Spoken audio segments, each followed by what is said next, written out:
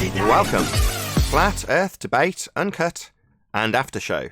I'm your host, Nathan Oakley, and if you are new to this channel, or you've not done so already, then be sure to subscribe, hit the bell notification icon, and join button if you'd like to become a Nathan Oakley 1980 channel member and keep up to date with the Flat Earth Debate. If you would like to support the channel, there is a super chat that runs alongside each of these shows while they premiere. There's also a PayPal, Patreon, and crypto link in the info box below the video. Speaking of Patreon, I'm going to do a quick shout out to all of you who do support me on Patreon. So a massive shout out of thanks and appreciation to Guns of Navarone, RMP, Troy Shuka, Bose Nail, Justin Duso, Joseph Pizarro, Samson, Maris, Hairy Blade, Mobile Mac 777, Neo the One, Lost Cat FE, Rob W, Open Minded, Reese Pound, Del West Watson, Mike, Muted, Dick Earth Skeptic, NA Literalist, Maria Neelands, Unbelievable Productions, Blue Ridge Ranger, Rob H, Nathan Thompson, The Real Gabster, Windrider, Liam Nedrick, Owen Jennisons, Abraham Mohammed, Dave Rakia Gafford, Naibai, Adrian Quintana, Skeptic936, Life is Short, Fireball X, Texas Mike, Edwin Johnson, Kirsten Smith, Alexander Main, David Wayne Foster, and Dank. So another massive thank you to all of you for supporting me on Patreon. Now I'm going to raise the lines on G Plus and Discord so you can enjoy whoever is in there and their conversation while I set up for today's live show.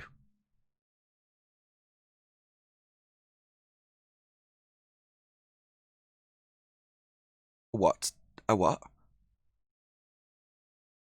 Since the Earth is flat, since the Earth is flat, not if the Earth is flat.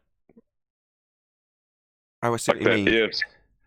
No, it's not a question of whether or not. I heard you say that the other day, or maybe it was yesterday or the day before yesterday. And at the time, I hear a lot of people say that, but after I listen to it back, I'm like, hold on, that's John saying that. Now, given that you've described often your transition from globe Earth to flat Earth and your cognition in the process, when you're describing it that way, it has a little bit more resonance or a little bit more impact. Because it's like, yeah, you're describing what I try and get across when I say Earth is obviously and observably flat. It's not an if statement, is what you're putting that as, right? Right, and when they put an if statement to it whenever they're about to ask one of their questions, they're trying to cast doubt on reality. You know what I'm saying? Yeah, and they'll have us argue about how spherical they say it is with the model, rather than about the obvious and observable nature of reality. So it's how much we should or shouldn't see it of a building blocked by a horizon, as opposed to, look how flat it is, there's no curvature there. Yep.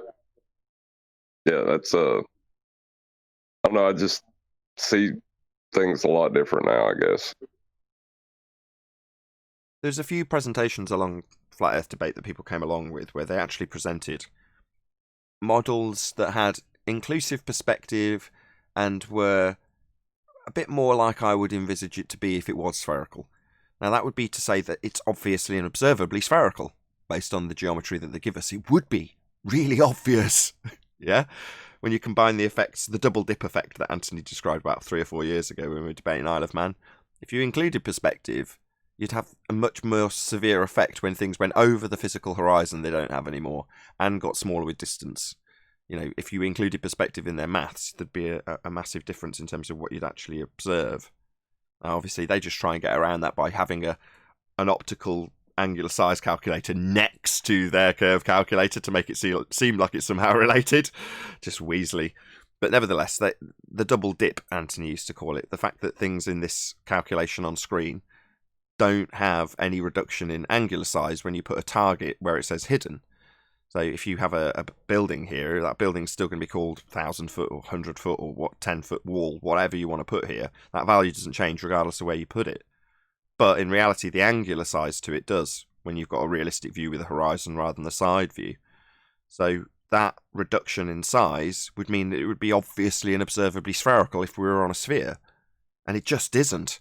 You know, quite the contrary, it's lots of justifications for why it isn't looking spherical. Yeah, and that kind of an objective view of a subjective experience that's just not how we see things, though. Yeah, we don't see the side of our own head, so this will never be your observation position. You'll never see the side of your own head. You'll never see a horizon as an X marks the spot. It's always going to be, if it was a sphere edge horizon, like a hill, a physical obstruction moving into the distance. Well, if it's a physical obstruction moving into the distance, it doesn't have geometry capable of moving. Regardless of fog, if you've got a hill blocking your view, and I've seen this, my folks used to live in the foothills of Wales, very hilly area, Shropshire, and you can see hills in the distance, and sometimes it's foggy and you can't. But ultimately, that view that's blocked by that hill will always be blocked by that hill. It's a physical obstruction, and that's what they're claiming Earth curve is. Well, you should have a physical obstruction at the distances they claim with geometric measurements, not refracted horizons that can't derive geometry that don't account for angular size reductions at distance, i.e. perspective. Your 10-foot wall's 10-foot wall if it's a million miles away. And when you plot it out in their maths, you see the side of your own head. And the horizon's no longer a line running left to right in your picture. It's now an X marks the spot inside view, single point. None of this makes any sense. That isn't how we view the world.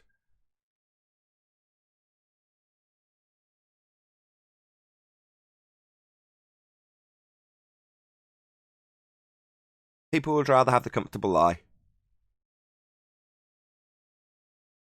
I had a. Again? I thought I had a. You're breaking up. I don't know if your mic's come loose. Don't get with your mic. It came in, sounded okay, and then crackled away. Technical issues. Yeah, just around. That's all right. Yeah, that's sorted. Excellent. Don't have to pad the conversation. I was going to say that rounds it up nicely because it's you saying there's no if statement and me saying the world is obviously and observably flat. They're one and the same thing. Go on to how it's measured flat if you want, but it should be obvious to people. As far as I'm concerned, it should be.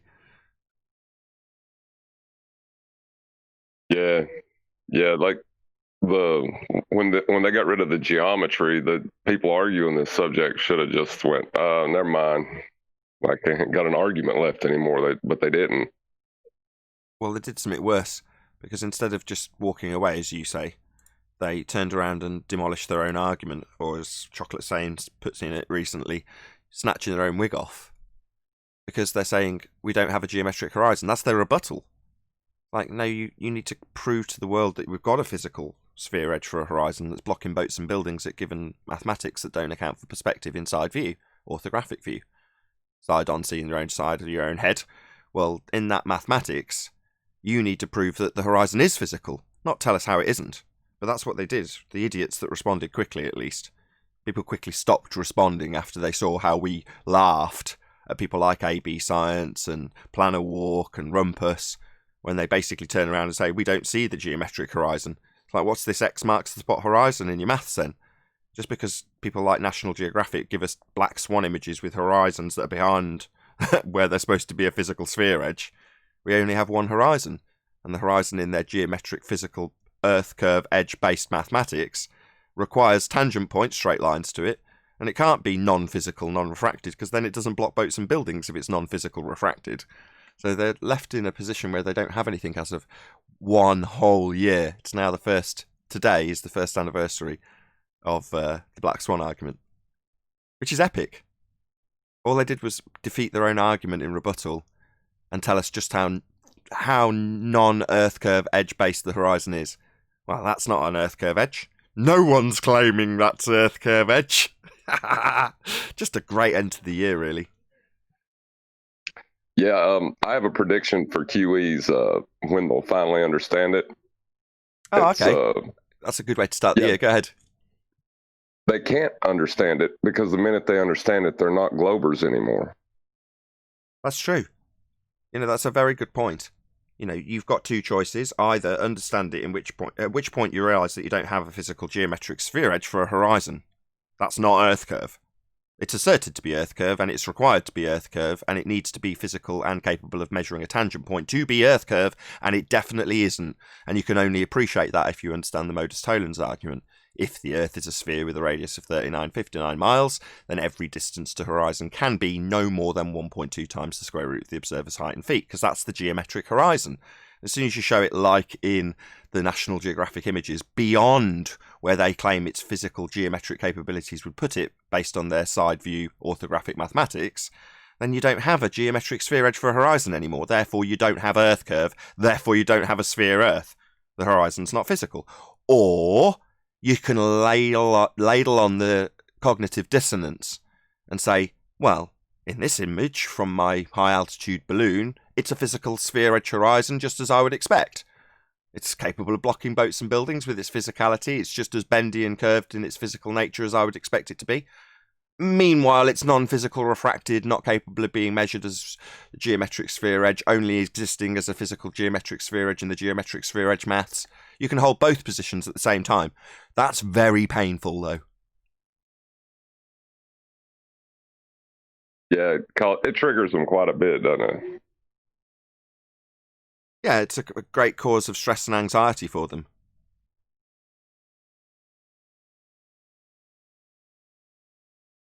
I know I'm right, but everything I do is wrong.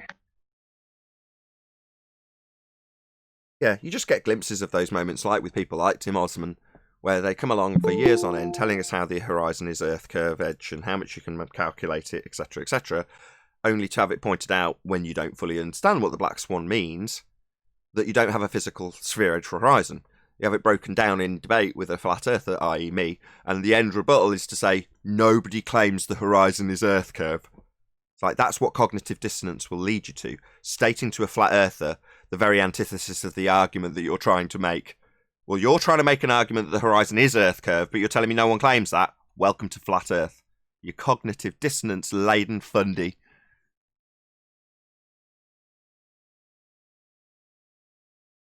Hey, 10th, Happy New Year. Oh, did he disappear already? Oh, did I not let him in? I thought I let him in. There he is. There he is. Hello, 10th.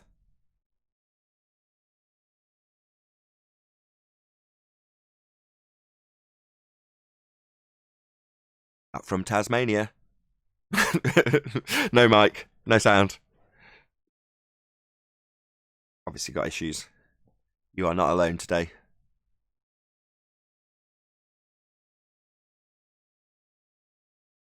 Well, I've got a couple of people in Discord. Hello, ZLT and your wife's boyfriend. Both ears. Good morning. Morning. Good morning. Happy New Year to both of you. I'm sorry. Could you say that again? Happy New Year. Happy New Year, man. Happy New Year. Yes, for those who are unaware, an arbitrary number changed today during the middle of winter. So Happy New Year, because that makes complete sense.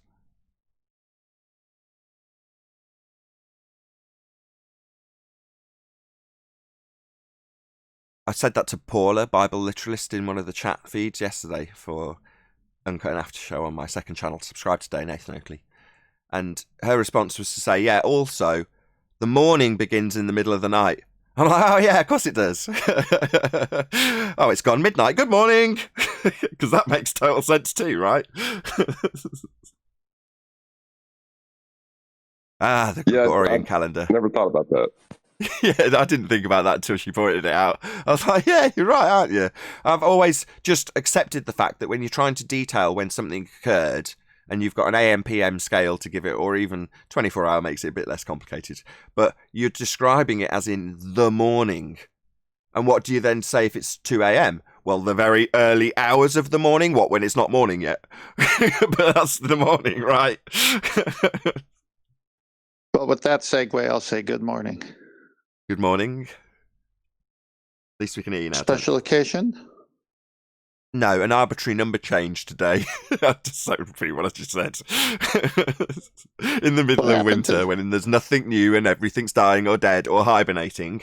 Happy New Year, because everything's new? No, not at all. But there we go.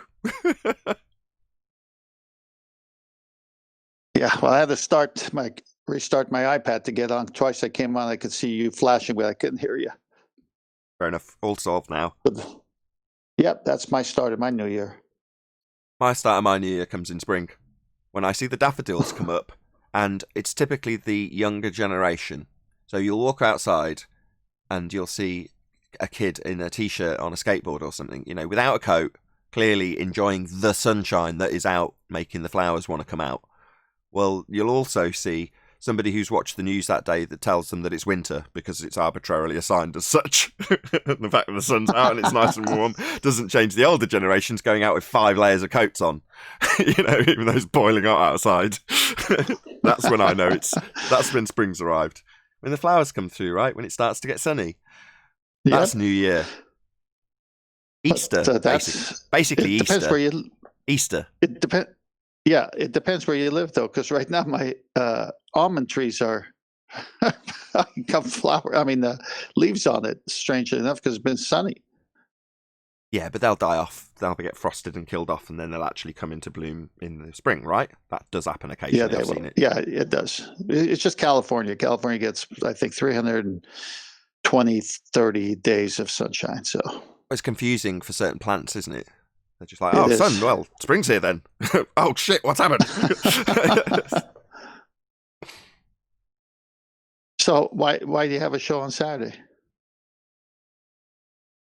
Saturday being the end, or the what do you mean? You normally you do your thing Monday through Friday. So I saw it just now. That's why I jumped on. It is Friday, though, isn't it? No, I thought it was Saturday. What day is it today? Saturday, I think. Is it Saturday? I have no idea. I don't pay that much attention to these things. Let me see. I'll look. No, you're right. It is Friday. Why am I thinking it's Saturday? If you'd have told me it was Saturday, I'd have believed you, though. Well, I thought it was Saturday, so I slept in. Well, at least you're nice and fresh. Presumably you've got a great deal to do. I'm ready to be corrected on my calendar. Yeah, it's completely arbitrary, but we've been told to celebrate. So people let off fireworks, which was nice, actually, out of my window last night with both my kids. They were both watching the fireworks, and it was somebody only a couple of houses away. So it was like perfectly lined up in the centre of the frame of the window. I'm like, wow, this is great. Just sit here and watch the fireworks, open the door a bit so you can hear the bangs. Very nice. So who else is on the call?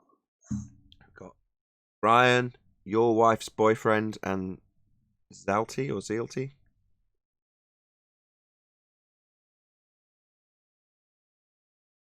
Oh, and John.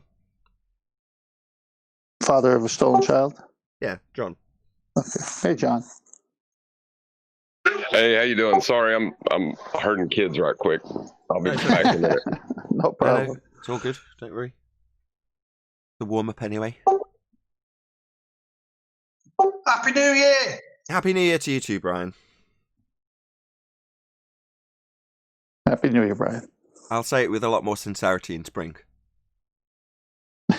While you ride on a skateboard. All right, nah, not me riding on a skateboard, but just when it gets to the new year, when things are new. Oh, I know. You're right. Yeah. It's one of those things. When I started making videos about this subject, it was one of those things that had always annoyed me. So I just took the opportunity to moan about it almost straight away. So like, look, this is New Year, right? See all this new stuff. Yeah, see all this new stuff provided by nature, by the way. Yeah, nature knows when the new year comes. This is the tail end, right in the middle of the tail end of last year. Basically, that's what winter is, right? The end of that cycle as like, That's again, right. arbitrarily, I would assign that the end. Now, someone else has arbitrarily assigned that as the beginning. Happy New Year, everyone!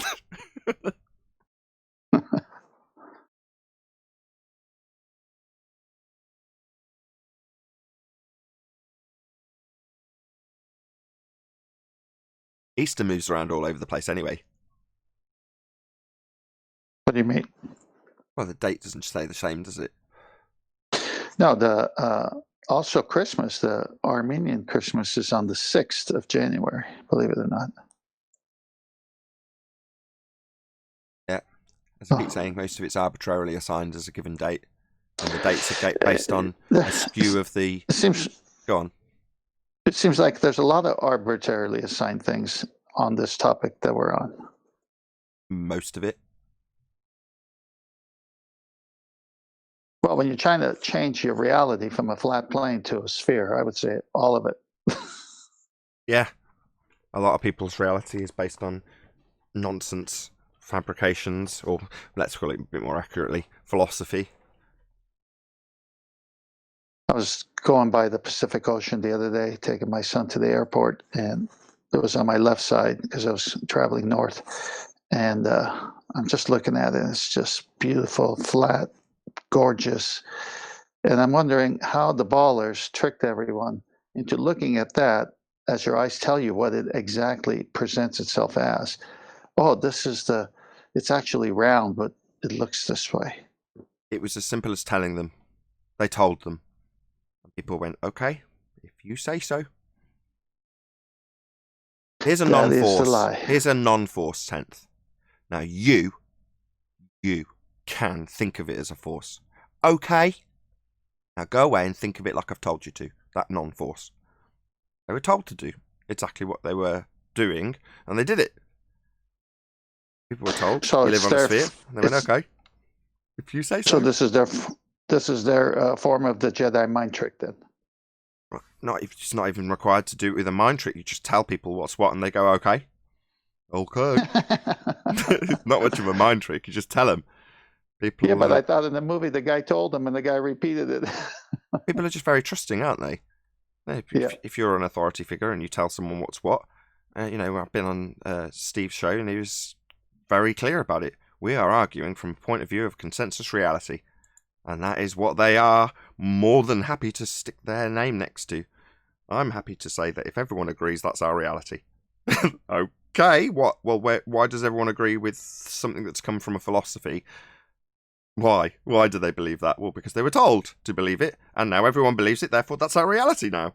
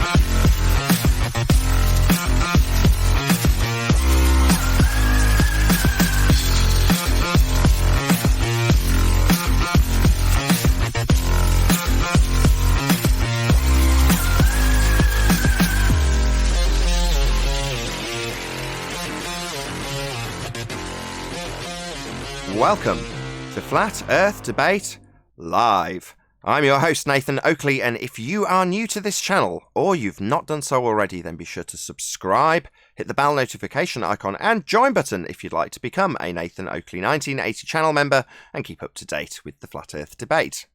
If you would like to support the channel, there is a super chat that runs alongside each of these shows while they are live. There's also a PayPal, Patreon, and crypto link in the info box below the video. Most importantly, if you'd like to join the discussion, simply mute the page you are currently watching, then click the link in the info box below this video to join the panel and express your views on the nature of Earth. If you do join, please don't swear. If you do, you'll be ejected. And if you are, please don't try to rejoin the stream using sock accounts. You'll be warmly welcome back on the next stream. Please also share the show on social media. Sharing the show obviously increases the live audience, but this in turn increases the chances of a more diverse panel. So please share the show on Facebook and Twitter. One last time, if you're new to the channel or you've not done so already, then be sure to subscribe, hit the bell notification icon and join button to keep up to date with the Flat Earth Debate.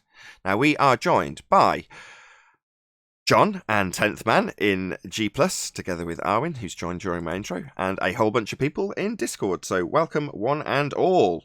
Happy New Year as well. Thank you, Nathan. Happy New Year. Happy New Year. Happy New Year. Good afternoon, Happy New Year. I have very little enthusiasm for the new year. An arbitrary number has changed in the middle of winter. So to me, it's almost meaningless. I'll wish everyone Happy New Year when it gets to spring. But just to, go along with the conformity of assigning an arbitrary date as being new. Happy New Year, everyone! Isn't it joyous? In the meantime, Just do it. Just do it, Nathan. We'll get 2 of them out of you. 2 Happy New Years. There's 3. Yes. Anyway, we'll go through housekeeping. As there is actually a mass deception, most of the Western world are under this misapprehension that they're standing on a spherical surface merely because a philosophy has indicated that there is a way of viewing the stars, and that way of viewing the stars, using a ball Earth beneath your feet in philosophy, is actually the world that we live on. Of course, that would require that we had some demonstration of physical Earth curve edges that they call the horizon. Is there any demonstrations or evidence that we have a physical geometric sphere edge for a horizon, formerly known as Earth curvature? No evidence at all. Nope. In fact, using their radius, it shows us that there is no evidence to match their radius. So they picked the wrong radius for a sphere if they're trying to fool us. Check it out. John Watson in the side chat says, no notifications. Smash that share button. Very important if no notifications have gone out, given the effort I've gone to on this deeply important day to me. So please share the show. Any evidence of axial rotation of the Earth-based variety? Not only do they not have a sphere to demonstrate, but they can't demonstrate Earth-based Coriolis either. So no to that as well. Any scientific evidence, of gravity? What is gravity? What do they say it is? I don't know. Moving on. To quote Well, Neil deGrasse Tyson. It's in a non-force force, but it's not one, but I could think of it as one. Gravity's not a force, but you can think of it as a force, George Musa. It's not really a that's force of me gravity thinking at all. about it, so Brian that's not Cox. evidence. We don't know. Next question. Oh, that's Neil deGrasse. Right. What about any single viable hypothesis from any of the fields of astronomy, cosmology, or astrophysics?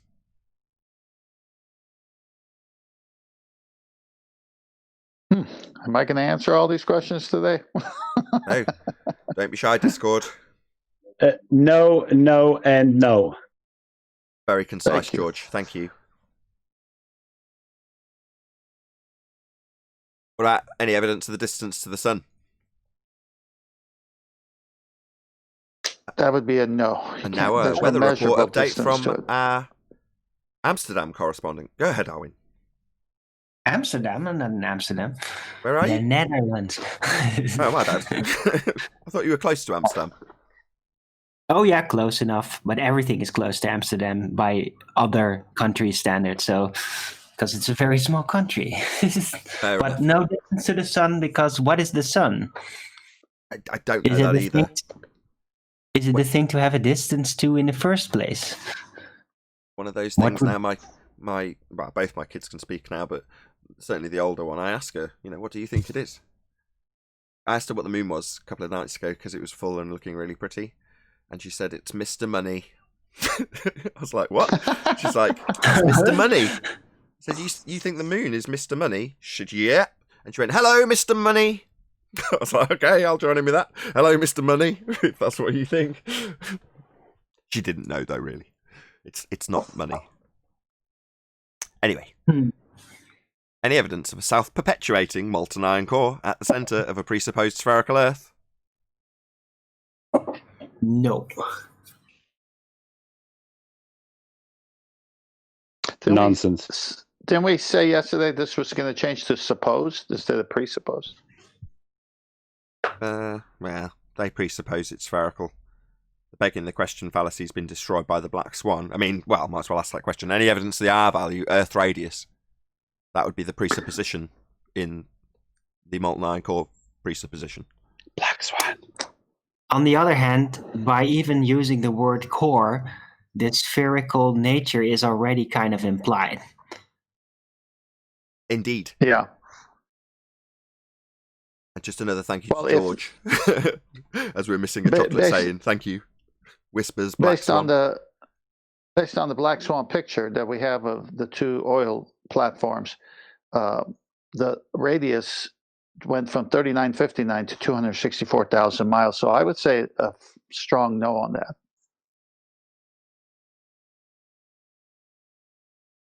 What about any evidence that you can have gas pressure, that would be the stuff we're breathing, without the necessary antecedent of a container to press upon?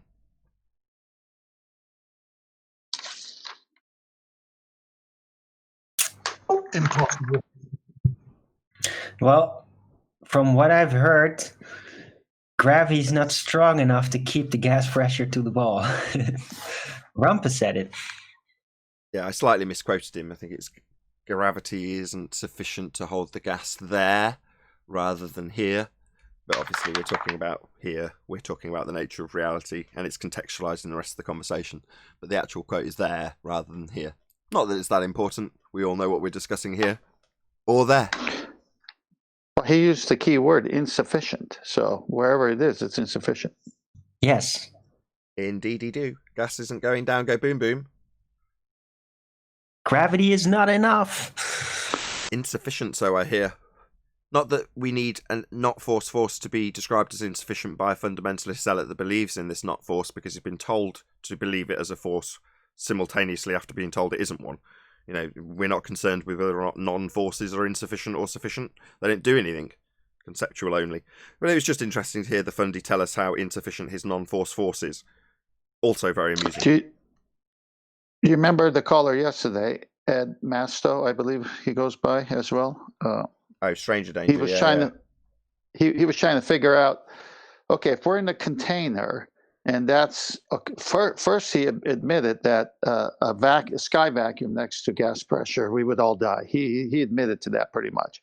And then he says, okay, so if we're enclosed in a container, why isn't the gas equal at every part of the container? And then you went through with the geobiochemical cycle and talked to him about the dynamic system and how'd you get the pressure in the first place. And for some reason, he got stuck there, and then he switched to that one little part. I can't remember exactly what he said. I have to look at my notes, and you caught him on it. He was talking about, do you recall it? What if we don't have a dynamic system or words to that effect? Yes, that was it. Well, we do. End of that conversation. Well, when he said that, he changed the subject matter. And also, he would have to now say, somehow we got gas pressure without a container, when he already admitted you got to have a container. Right. Just for the audience's benefit, gas expands in all directions. To fill the availability of volume it has to fill. And you can describe that process as the free expansion into a vacuum, described by the second law of thermodynamics. Therefore, if the sky was a vacuum, the gas would expand into it.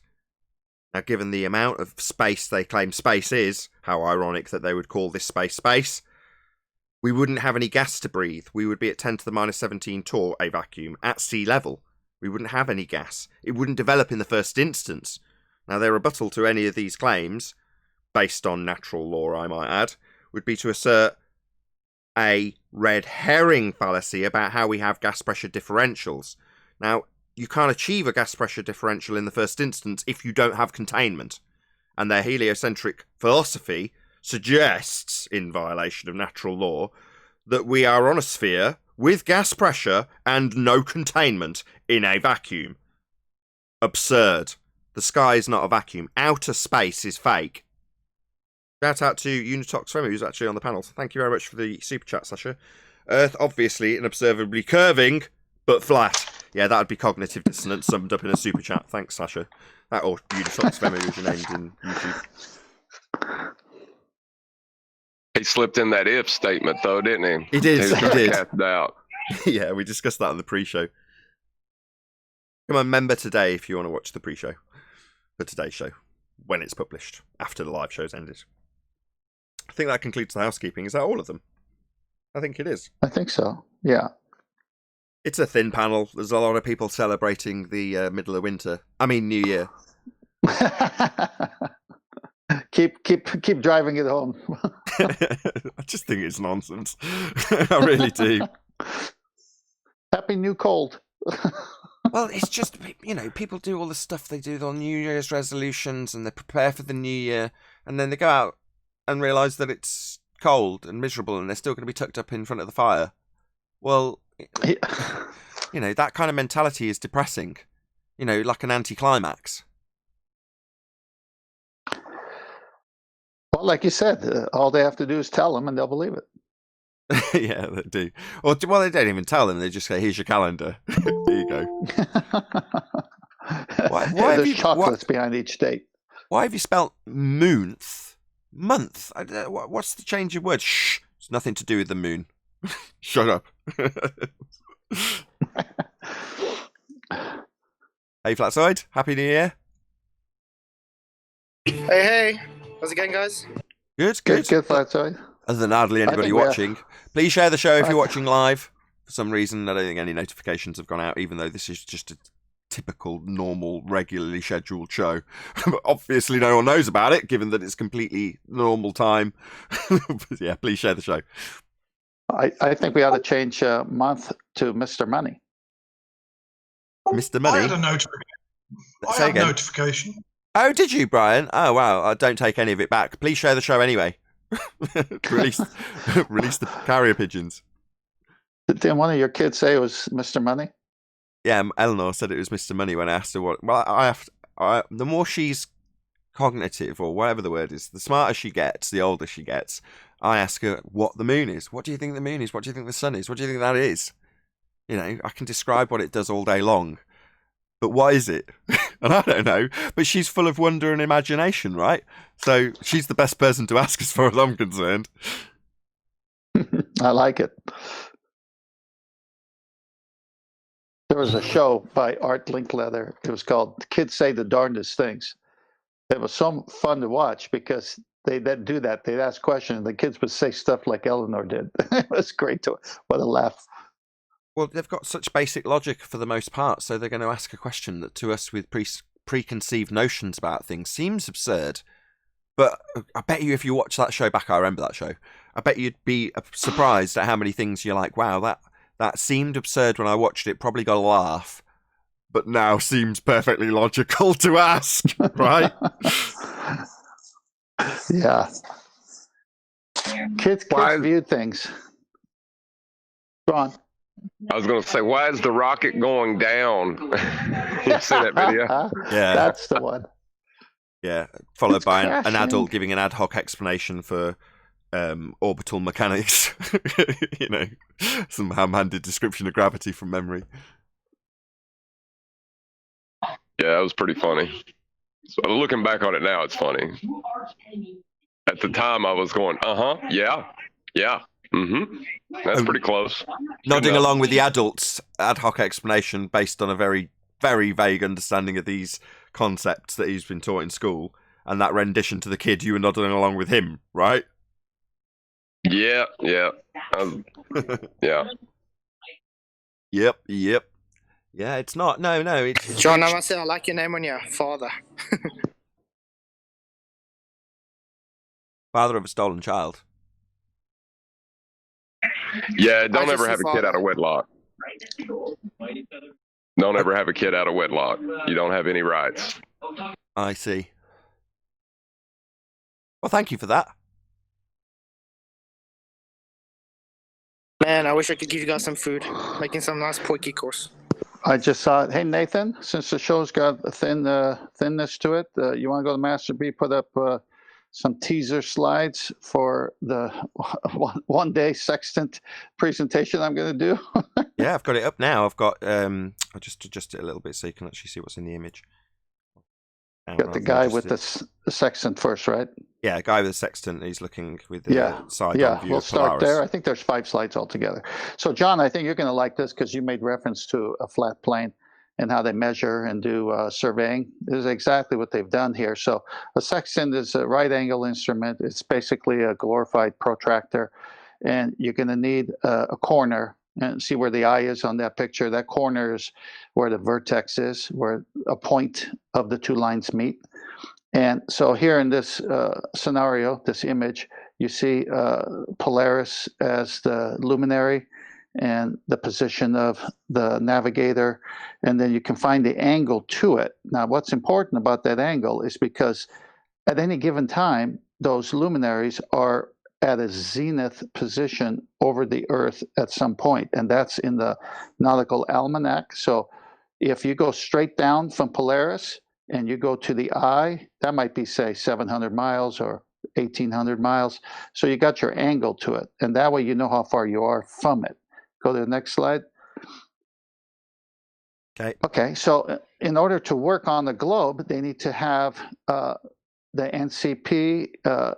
You see that? So you got to have the rays of the light, either the sun or the star or the moon, come in parallel, or you can't get an angle, because they always take it to the center of the Earth.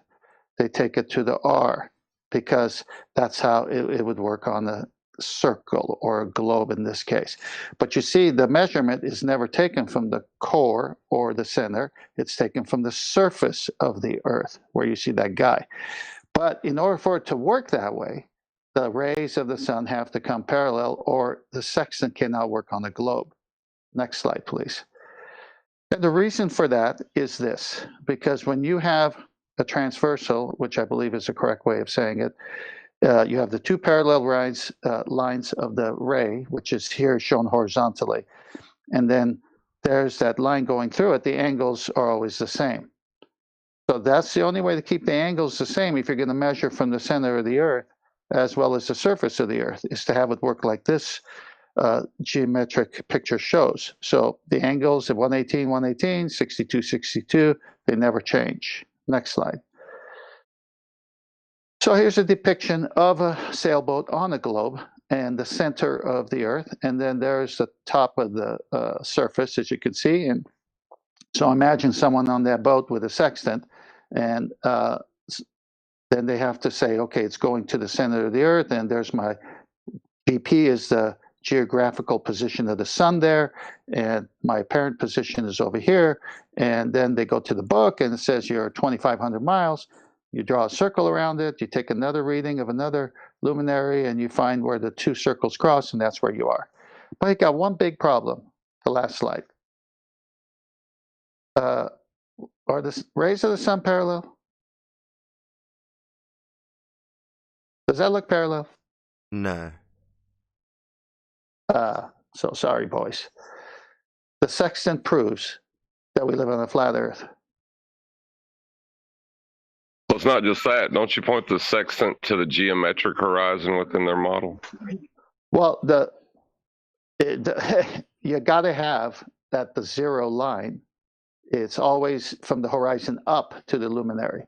So on the right angle, that's going to be 0 to 90, because your zenith would be 90. So you're right. You have to point it to whatever your eyes tell you is where the sky meets the Earth, or in this case, the sky meets the ocean. If it's a foggy day, you can only see 200 feet, then that's where you aim it. If it's really clear, it seems like you can see for miles, you just aim it to where they seem to meet. Then you minus the elevation off wherever you are. And then you minus, yes, and then you minus, and this is not confusing, but they make it confusing. There's only one dip angle measurement adjustment. If you're 9 feet above the water line on your sailboat, you got to minus that to bring it down to 0, as if your eyes were right on the water line. That's the only angle measurement that there is to fix a sextant. That's it. This is my whole presentation in 5 slides, basically. It's just so the simple. dip that you're taking is what has been utilized in Al-Biruni's measurement. So he goes up the high mountain and then views the angle to the horizon based on a zenith with 90 degrees drawn from it. So I can't remember the name that they give that particular horizon. Let's just call it what it is, the imaginary 90-degree horizon. So if you're, for those who are uninitiated, a zenith is a line that runs from the sky directly down through your head, through your feet. Or from that, if you draw a 90-degree line out from your eyes, well, that will give you a imaginary horizon. And then you can take where the horizon presents itself and minus that off. And that's what you do based on the elevation if you were doing it with this sextant. So you're minusing off the height that you have versus the horizon that you see. And further to that, if you imagine that you live on a ball and draw another zenith for the horizon, you can use the tangent to get your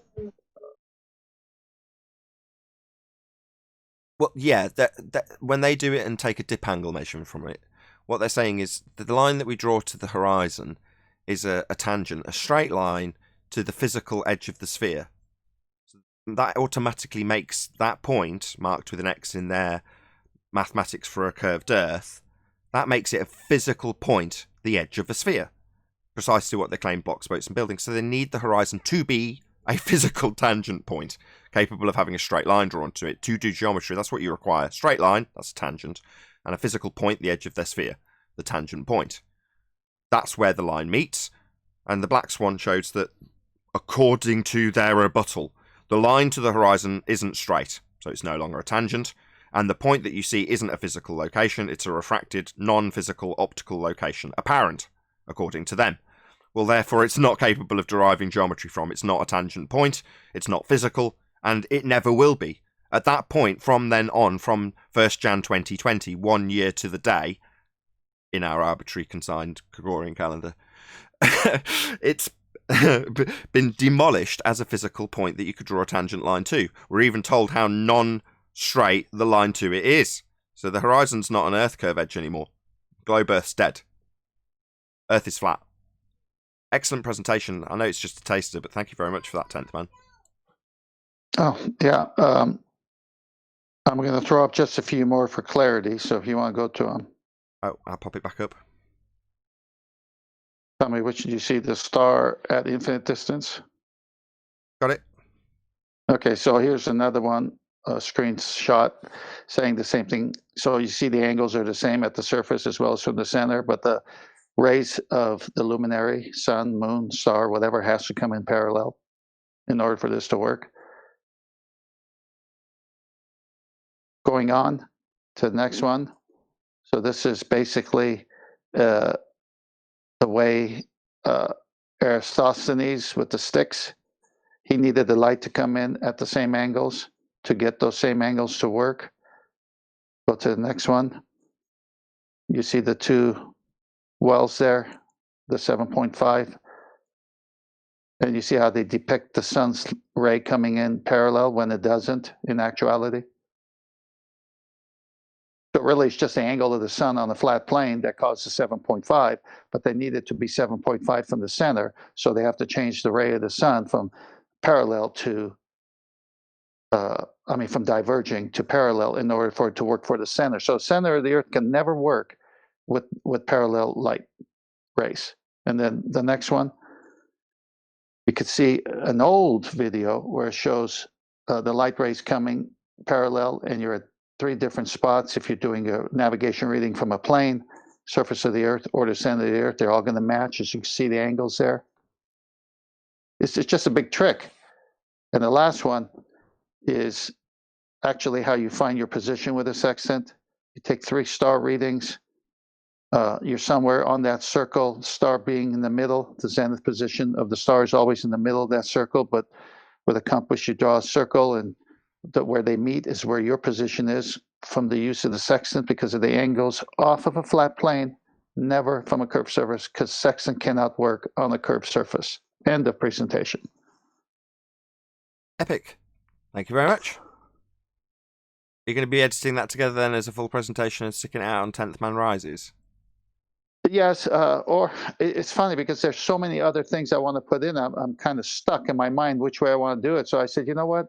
I'll just put a little short one together as a teaser, and then when I get to it, I get to it. But it's not going to say any more than what I just said there. So I've basically done it, except if I do it the real way, it'll be like 6-part series, 6 separate parts, because one's on the sextants, one's on this, one's on that, and at the end, the summary. That might get trimmed out then. Go ahead, John. I was going to say, every time that you display a point in your presentation, you need to dub over one of the ballers denying the geometry of Earth. As the As the Star Trek line would say, "Damn it, Jim, I'm a doctor, not a presenter." You remember that line? I'm a farmer. This is like so odd for me to put these things together at times. So it's like, I'll do my best. How's that? Yeah. Oh no, that was great. I ain't trying to take away from it. I was just thinking No, about I know, how I know. the ballers No, react to it. No, I liked it, John. I used it as a segue to do that line from Star Trek. Yeah, you need somebody saying something to the effect of the geometric horizon only exists in the Earth curve maths as a response. Now, I do have audio clippings that I did take off the internet that I am going to put on it, that people saying, if you stare at it long enough, it can look parallel, but you got to stare at it long enough, because it's not the way. So they're looking at divergent rays and they're saying they got to stare at it long enough, and then you can think of it as parallel. I do have that. Yeah, that's priceless. I've not heard that. Oh, wait till you hear it. It's classic. Yeah, well, people are, as we said earlier, people are obedient, right? If they're told to do that, that's what they'll do. Yeah. Yeah. No, that's not a Dr. Becky channel. That's an old video. Sounds like something she would say. Well, they all have to say it. Look, the sextant is a mechanical tool. It cannot work on a sphere. It cannot work with without parallel lines attached to a sphere. But it works on a flat plane, whether the lines are parallel or diverging. It doesn't matter what the light is. But you got to have that zero line to get the angle. You need a corner. Where are you going to get a corner on a sphere? Well, that's where Al-Biruni's story starts, right? The process of the reification in an actual story where somebody's looked at the horizon, said it's a tangent point, and then that's where it begins, right? That's the story of the reification of the physical geometric sphere edge for a horizon, turning it into a tangent point, an edge. Yeah, and all their illustrations, they show a tangent plane, a flat plane right there on top of the surface of the Earth, telling you that it's measured flat. Picture tells you they measured it flat because it has a tangent plane. And yet they got a round thing underneath it as if you're really on that. Right, exactly. Shout out to Sasha again, who's on the panel. Thank you very much indeed for the super chat. Says, so many things. Why so many things starting with you can think like? Because that's how easy it is to brainwash your average Joe human. Just tell them. This is how it is. Okay. That's why. You can think this way. I can I? Oh, thank you. Thank you very much. That's what you normally get. It's amazing how easy people are to manipulate when you look at it. When you say you can think, you're already suggesting that you want in the first place. So like it's allowed. So they're assuming that you're already wanting to do that. But they don't know what they can think. Most of the time people are They told understand. what's what by the authorities. Well, look into the etymology of the word authority. They author the way things are. And if that's how it's been written down, then that's how it is, right? Now, on a even very base, simplistic level, most people, if you tell them, don't believe everything you read, and you reference it to the newspaper, for example, people will nod along and go, yeah, I get that. But then they'll selectively believe everything that they're told. You know, even if they disagree with something, they'll selectively disagree with it based on the other things that have been told by the exact same source. It's just comical when you look at it from the sidelines. And again, I could give props to Trisate Hermes, who made this philosophy a lot more digestible and understandable to me. It's like, when you appreciate that you're not going to change the minds of the masses, they want to conform. They want to be told what's what. And they even tell you in anger and disdain how unless you've got an alternative, they're not going to give up on their, I've been told this, so therefore it's that. You know? So once you accept that, you can only take charge of your own things, your own life, etc., which I shouldn't have to say to people, that should be obvious.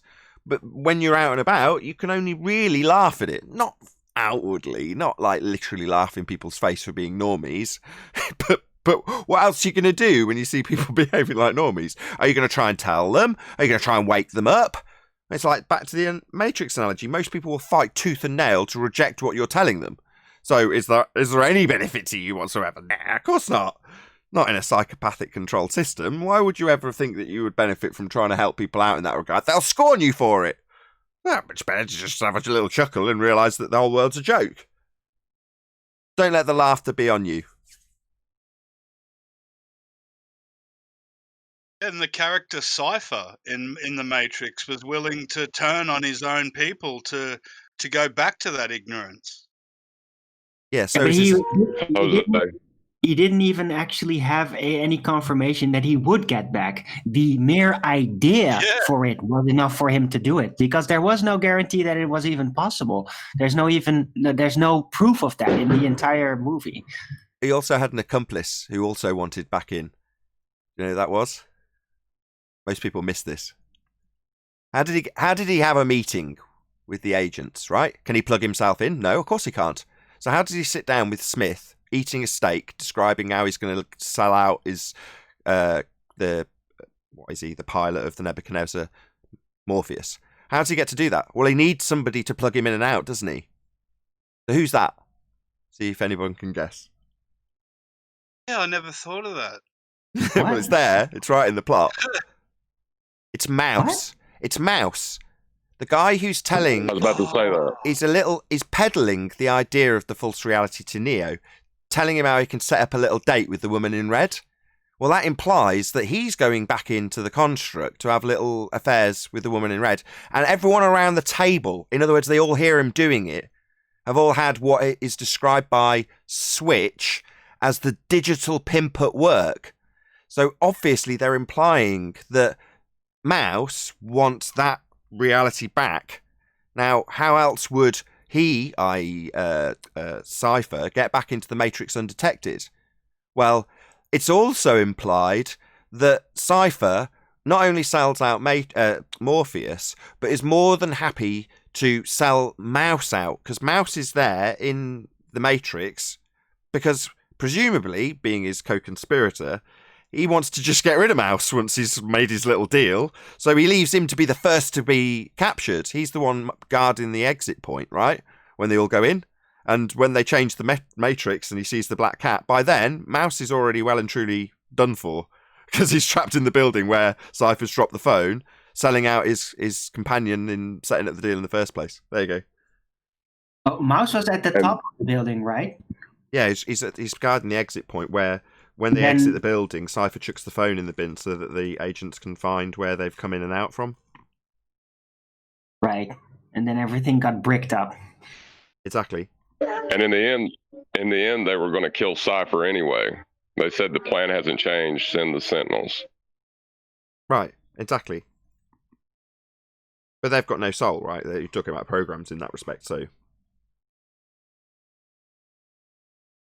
But yeah, the point is that I think this little thread that we've just started to discuss about the Matrix has come from the fact that there are many people, and I see the people who come here on the opposing side as those people. In other words, whether they like it or not, they're shoulder to shoulder with us, wearing rags in the Nebuchadnezzar, realising that we've been deceived.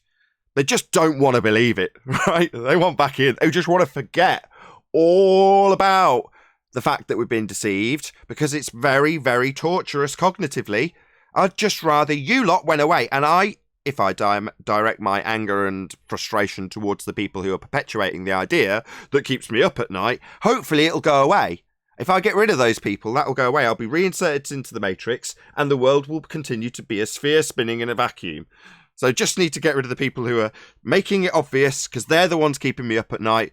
It's not the fact that I hold two positions simultaneously and one of them can't ever be true. That's that we're on a sphere. So they're all here as Cypher and, in the case of the example I've just given, Mouse, and they want back in. Problem is, you can't go back, right? You can't go back in. There is no reinsertion into happy, blissful ignorance that we've been deceived in many different ways. Once you know, what have you got as choices? Well, clearly to a lot of these people, they think one of the best options is to attack the people who are telling them. It's like, well, from my perspective, I don't care if you're here or not. Just go away and get on with your life. If you think we're talking nonsense, you wouldn't be here if you were comfortable in your life choices and reification of the globe Earth model. You just wouldn't be here. Like the people who aren't here that are getting on with their life right now, probably getting over a hangover. Well, they don't care about us because their blissful ignorance of the fact that the Earth is obviously and observably flat doesn't lose them any sleep. So why would they be here to challenge us? If they came across us by accident, they might just snigger and move on because they're not deep enough in to realise the unfortunate nature of your reality, which is that it's not a sphere. And I think most of the people here, even at a subconscious level on the globe side of the argument, know it. Well, isn't that why the question, why would they lie? It's a cognitive trick so that they don't have to accept that it is a lie. They just can then, just skirt away from that because you're no longer talking about if it's a lie. You're saying, well, why would they lie since it's an obvious lie? That's a fallacy. It's called an appeal to motive.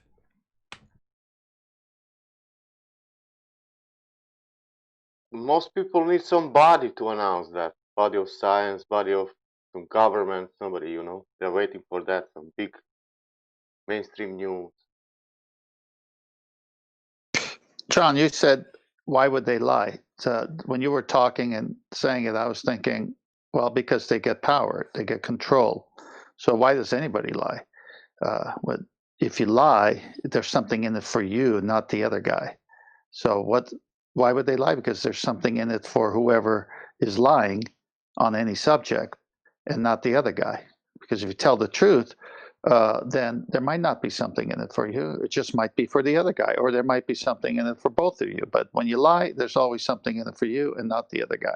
And while that's true, yeah, but hold on, sorry. While that's true, it's not for you to discuss it. Now, I'm not saying you can't discuss it. Don't take that the wrong way. It's an appeal to motivation fallacy. So if somebody is caught red-handed stealing something, and you sit around in the office going, "But why would he need to do it? The guy's got a smart suit on. He's got a really nice watch. He's pulled up in a Lamborghini. Why would he need to steal a sandwich?" And you sit around the office all day debating about why the motive. It doesn't matter. Who cares? Can I answer that? I've seen this across many subjects. The person who says that, why would he need to do it, is always looking to the world through their lenses. They don't realize there's bad people. And so they can't think that way. So because they can't think that way, they don't think that way exists. Because in their world, they don't think that way. Exactly. And that's why people are generally so easy to manipulate. Well, by my standards, most people are honest, upstanding, decent people. Well, why would anybody have any motivation to hoodwink me to keep me under control? Why would anybody do that? People aren't like that. Yeah, they are. They're called psychopaths. Look them up. The world's run by them. But if you all believe it, then you just don't notice it because you're not looking out for it because you can't imagine that anybody would be doing that and you don't want to imagine it. Exactly. And what are they? Well, they'd be the blue pill people, right? But they haven't even been offered the choice of a red or a blue people. They're just total ignorance of it all and blissful at the same time. Now, I'm sure there's plenty of people here in the trenches that would love to go back to that. We can't. You're stuck here with us. And who's the one smiling and laughing about it now? It's certainly not you. That's funny. They're stuck here because they know too much. Yeah. One man's heaven is another man's hell. You. Go on, John, sorry. I was going to say that line from The Watchmen, like, we're not stuck in here with you. You're stuck in here with us. Yeah, that's Rorschach, right? So he's basically saying to the people in the inside of the prison, yeah, it's not the case that you are trapped. It's not that I'm trapped here in this prison with you lot and have to be fearful of you. You're all trapped in here with me. so that's exactly it. And one man's hell is another man's heaven. He's the one heaven. to be feared. Say again? Yes, he's saying that he's the one to be feared. Yeah. Well, I'm not saying we should be feared, but what I am saying is we're here in what we could perceive as my little heaven. I'm really happy. I've got my Coke, I've got my coffee, I'm chatting with friends. It's wonderful. But for the people in the chat, I mean, I'm not really don't pay attention to it when it's live. But for the most part, I don't look at it. And I know what's going by from the globe side of the argument. It's horrendous. Right now, some flat earthers take umbrage to it and get quite offended by it. It's like, now realise what the situation is here. They're in a lot of cognitive pain expressing it. They might be directing it via projection towards you and making out that you're all those things. See if what it really is, it's just their projected pain. Right? Well, I'm not in 1 ounce of that cognitive pain. Not 1 ounce. So, who's in the better situation? Now, yeah, you could look at it from a wider perspective and go, yeah, but generally, society ridicules you. Well, no, they don't. Do I go around wearing a Flat Earth t-shirt? Well, actually, no. Unless I want to provoke people, right? Now, some people do want to provoke people, and more power to them. But generally speaking, I don't ever bring up the subject when I'm out and about. Therefore, it's totally inconsequential to my life, unless I make it so. So therefore, I've got no different life to the normie who walks around without worrying much about whether or not the world's a sphere. And me, equally, I walk around in the same blissful ignorance of that particular aspect of the programming because I know it's not true, and I'm very comfortable with the world being flat. So it's not cognitively painful for me. Now, does that mean I'm reinserted into the Matrix with that belief that they have? No, it doesn't. But I'm still walking around just as happy as anybody else on the street. Maybe making the same moans about masks or whatever else people are moaning about in that particular time of the year. But ultimately speaking, who's closer to being, for the standard of Cypher, reinserted into the Matrix and happily going about their lives? Well, it's us, not them. The ones in trench level, yeah, everyone else who's the same as us in that regard, doesn't even have any conscious awareness that the world could be flat. They're just living out their lives as they blissfully thought it was on a sphere, and don't know that the world is flat because they've been told otherwise. Told. Hey, Adam. Afternoon, everyone. Happy New Year and happy Friday to you, Nathan. Indeed, indeed. Yeah, it's funny you say cognitively painful. To me, it's not, because I know I'm on a flat plane, but then I'm looking at what's happened since this whole thing. It's very cognitively painful to my friends and associates who refuse to discuss this, to the point of saying, never bring it up. I don't ever want you to talk about it, to, oh, that's just a conspiracy theory. I'm not having cognitive pain discussing it. I want to get to the bottom of it.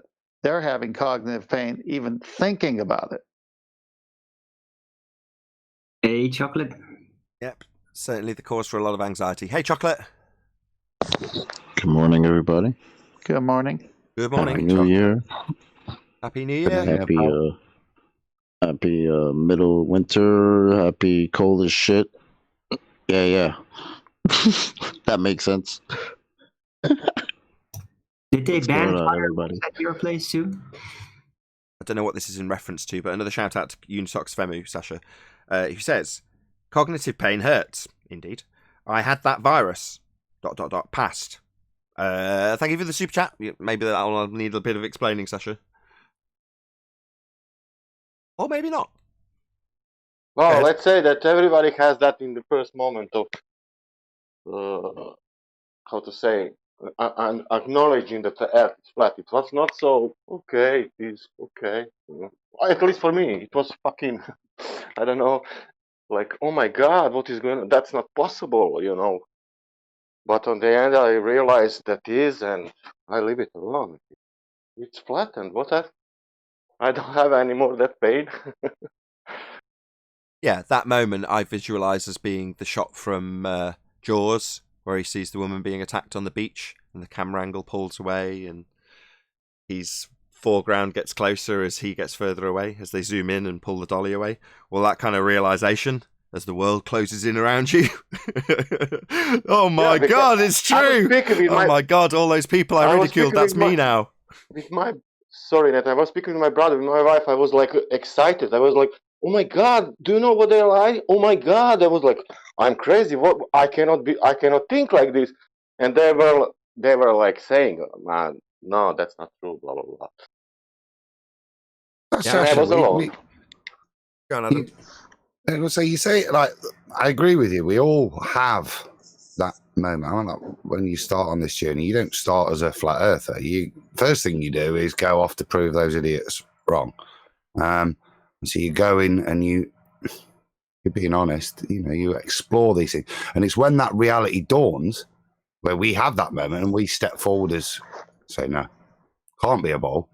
And you move from, that's the point of the dissonance, where they've got the evidence, they've got the thing, intellectually honest with themselves, they've got a problem. And that's when the dissonance kicks in, where we all have that point where we decide which way to go when we realize the lack of evidence for the ball first. That's where the dissonance kicks in. I think but for after example, you make the this Adam, discovery. about gravity. In all my life, I know that gravity never ever was proven. For that, I didn't even need flat Earth. I knew that was a theory. They put it like a story, and that was belief. And I knew that all my life, for example. And I don't know why people now want to speak about gravity like, it's proven. It is never proven, man. When I learned in school that it was not proven. At least, I don't know. It's just like I knew all my life there weren't people upside down, antipodal from my position, thousands of miles underneath my feet. Even as a kid, when I was raising my hand and asking the teacher that shit, I knew that just could not be the case. That's just not reality. That doesn't seem real, even at that young age. So how, as an adult, I'm gonna accept that as my reality? No thanks. I'm good. You can keep that. Yeah, you and me both. When we both look at the sky, we're both looking in the same direction. Yes, sir. Thank you very much. Yeah, that begging the question fallacy. It's just comical now I look back on it, because in the early days of this subject, I saw that as a real problem.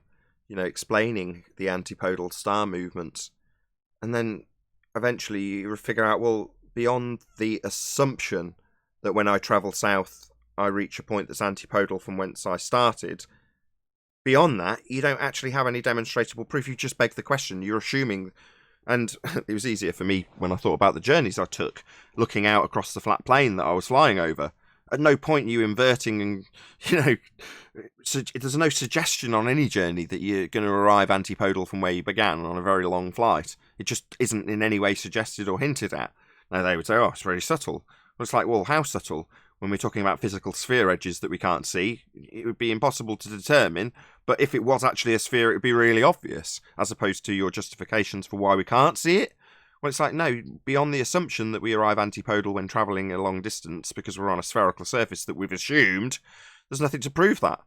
So you go, well, if I don't assume that I've travelled and reached a point that's antipodal, I assume the thing you're trying to tell me I'm proving by doing that, then there's nothing to suggest that the sky isn't still above me when I started and above me when I arrived. I've travelled out towards the horizon in a southward direction. Does that mean that I've travelled across a spherical surface that I've assumed? Well, absolutely not. I think all that is true that everybody said, but I think the ego and the pride of every human being also gets in the way. Because if you even entertain this topic, then you're saying, someone sold me a false reality. How could I be so stupid? I can't be that stupid. No. I'm not that dumb. And who are you to tell? All the scientists say this, and you over there, you're just a farmer. And so this ego comes in, because if they cave into that, not only this, but so many other things they've been lied to, and they just haven't woken up yet. That's too much to bear. So they fight it because they don't want to know. But it's also the fear of ostracism. Like, oh God, does that mean that if I tell everybody, are going to do the same thing to me? But there's the pride. People are going to think I'm crazy if I tell them. Nobody's going to believe me. You have to face that moment. And there's certain people that get to that moment, they're like, nope, I'm not built for that. I can't go against the entire world. I can't go to work where everyone thinking that I'm a flat earther and they're going to debate me and all that. No, I can't do that. Well, some of us can very well do that shit. Like a colleague of yours? Huh? you had that colleague, right, at work that's constantly, that just knows that you I talk got a about bunch of them. every time you bring it up, he just walks away. No, I'm not listening. Oh yeah. Yeah, he literally put his fingers in his ears and said, "La la la, I can't have this conversation." I was like, "Wow, I thought we were grown men here." My bad. You can't have a conversation. You have to do that. That's crazy. Well, in the early Happy New days of Year. this topic, it didn't help that there was people out there on the flat Earth side of the argument making really bad arguments that were easily debunkable.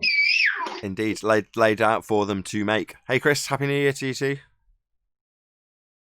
Hey, how's it going? Very well. Very nice day. Spring is been listening to the show a lot lately. It's been really good. Say that again. I've been listening to the show a lot lately. It's been really good. Oh, thank you very much. I owe it all to the panel. A lot of good. Yeah, a lot of good sound clips and stuff from Rumpus and Tim Osmond. Tim Osmond, that might be, because I was listening to, like, was it yesterday? And you were saying, well, with 2020 as bad as it was, you got Black Swan and you got Tim Osmond. So you got Black Swan to kick off the new year, and you had Tim Osmond to close it out with his now probably maybe the most famous quote of Flat Earth so far, of saying that the horizon is not Earth curve. Yeah, I'll just correctly quote him. Nobody claims the horizon is Earth curve. Right. So I don't know if you heard. I doubt you listened to Jose's or follow up with that. But I was on Jose's like a few days or a week after that, and I was on his show, and I asked the panel, I was like, "What do y'all think of what he said?" And half of them acted like they didn't know what I was talking about, which is probably BS. But the other half, and Rumpus was on there. And he said, he's like, well, actually what Tim said is nonsensical. It doesn't make sense. And I was like, well, what do you mean? Because haven't you all for years been saying that? He said, no. What we say is that Earth curve causes the horizon. And so I was like, just sort of, yeah. I was like, well, what? And I was like, well, can't you have a horizon on a flat plane too? And half the panel said, oh, no, that's stupid. That's wrong. And to Rumpus's credit, he said, yeah, actually, you can. And then, Rumpus, we went on for 45 minutes, and he was drawing all these like graphs and pictures to show that you can have a horizon on a flat plane. So then I said, oh, well, thanks for being honest. I said, well, how do we know that? You said that the cause of the horizon is Earth curve, and you corrected Tim. But I'm like, you just admitted it could be a flat plane. So how do we know which is which? And he said, well, because we can measure the dip to the horizon. And so, of course, I said, well, it's like, oh, you're measuring to the thing that you just said isn't a physical thing and doesn't really exist and is a parent object. And, of course, he goes on from there. But I actually got a good, laugh or two out of that one. So, well, you say he goes from there. No, au contraire. From there, his argument dies. Because what's that you say? We can take a dip angle measurement like Al-Biruni did to derive the physical radius value based on the physical tangent point that he's taking a dip measurement from? Well, no, that would imply that the horizon is a physical, geometric, sphere-edge horizon capable of having an X put on it, described as a tangent point with a straight line. Now, we present the Black Swan and they tell us just how non-physical the horizon is and how we can't draw a straight line to it. It's refracted. Now, unfortunately for them, their refraction requires R, leaving them in a paradox and the end of their argument. So while you say he goes from there, no, that's where the globe dies. Yeah, the horizon, it's not physical, but they think of it as physical, though. Sin Cleanser was there. I don't know if he heard my story, but I'm pretty sure he was there. He heard it all. It sounds like Rumpus, the greasy lawyer, trying to clean up somebody's very bad quote. That's what it sounds like to me. Let's bring some context to this. Nathan, in Master B, I put up Andrew Thomas Young. Let me know. We'll see if we can hear from Sync Lenser, who's actually, I forgot to take you off mute, my friend. I'm really sorry.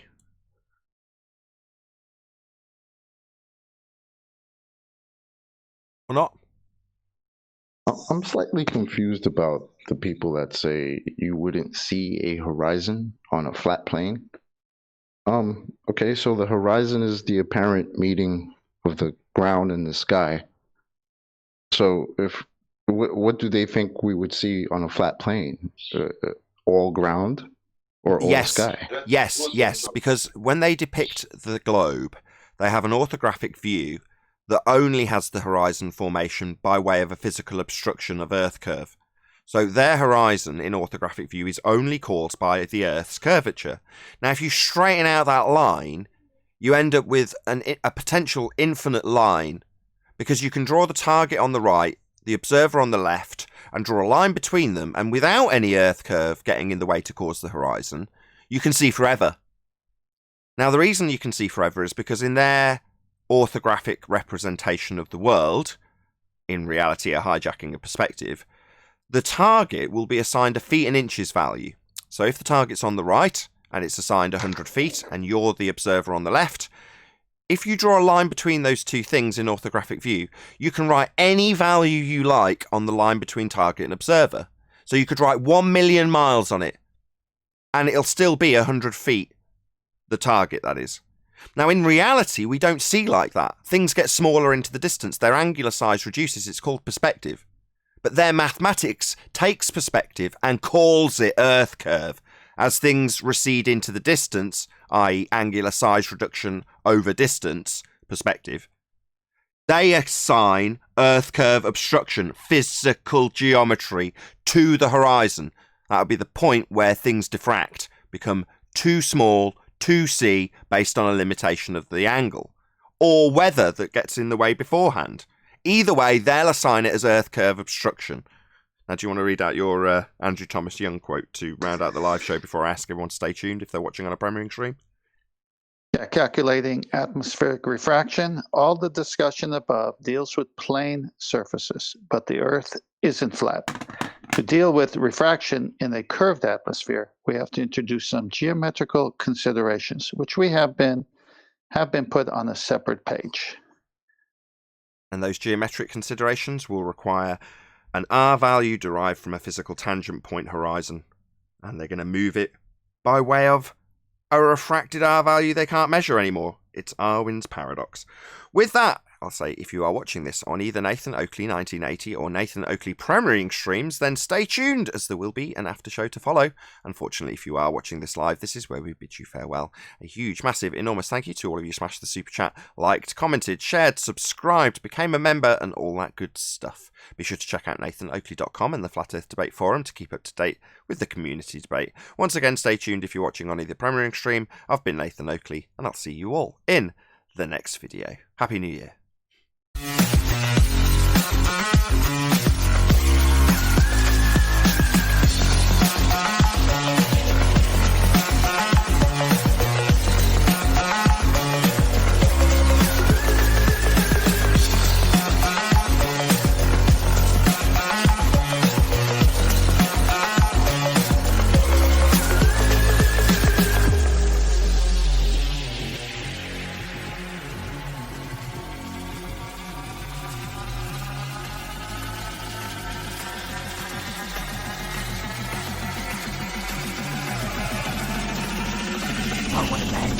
What a lovely day! Of course, there will be flat-splaining as well, but yeah. Flat-splaining? It's tough not to reify things. Flat-splaining, is that being condescending whilst describing how the world is obviously and observably flat? Flat-splaining? No, flat-splaining, I would call flat-splaining more into like reifying specific models, that sort of thing. Because this ball-splaining is reifying the heliocentric concept. I see. So flat-splaining would involve describing Captain Cook's travels around a circular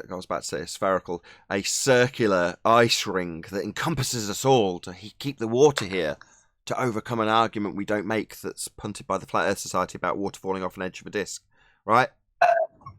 Now you made it really complicated, because that's flat-splaining from a ball perspective. From a ball-splaining point of view. Yes, exactly. That's what I wanted to say. No, but I mean just reifying, like, oh, the moon and the sun are moving in a circle over the disk. under a dome. That's flat-splaining. So basically, when a flat earther bites on their red herring fallacy. Well, when they start reifying things that they don't actually have real proof for, but they need it to be filled in for themselves. So, Barbara, are you saying the actual language should be, I don't know. I have no proof for that. It could be, but I don't know. But let's talk about what we do know, and that's we don't live on a sphere. Well, that's how you avoid flat-splaining, yeah. But anytime that happens, it's usually because the Glober has introduced, the idea of a celestial sphere, for example, and tried to get the flat earther to explain their claim. Right, so we first had to deal with the baller arguments. We took on defensive postures and positions and arguments. And then when we won the battle, we now have the risk that we reify the victory moments into an actual model. Just because we feel we need to keep using that to defend against the ball, even though we don't have the full-on proof that it is exactly like that. See? Yeah, and when he says we, reification starts. When Arwin says we, he means you, and you know who I'm talking to. I'm pointing right at you. Well, we all know, but we all have that risk. It's a mind trick that everybody is subjected to when you go and set out to do all this stuff.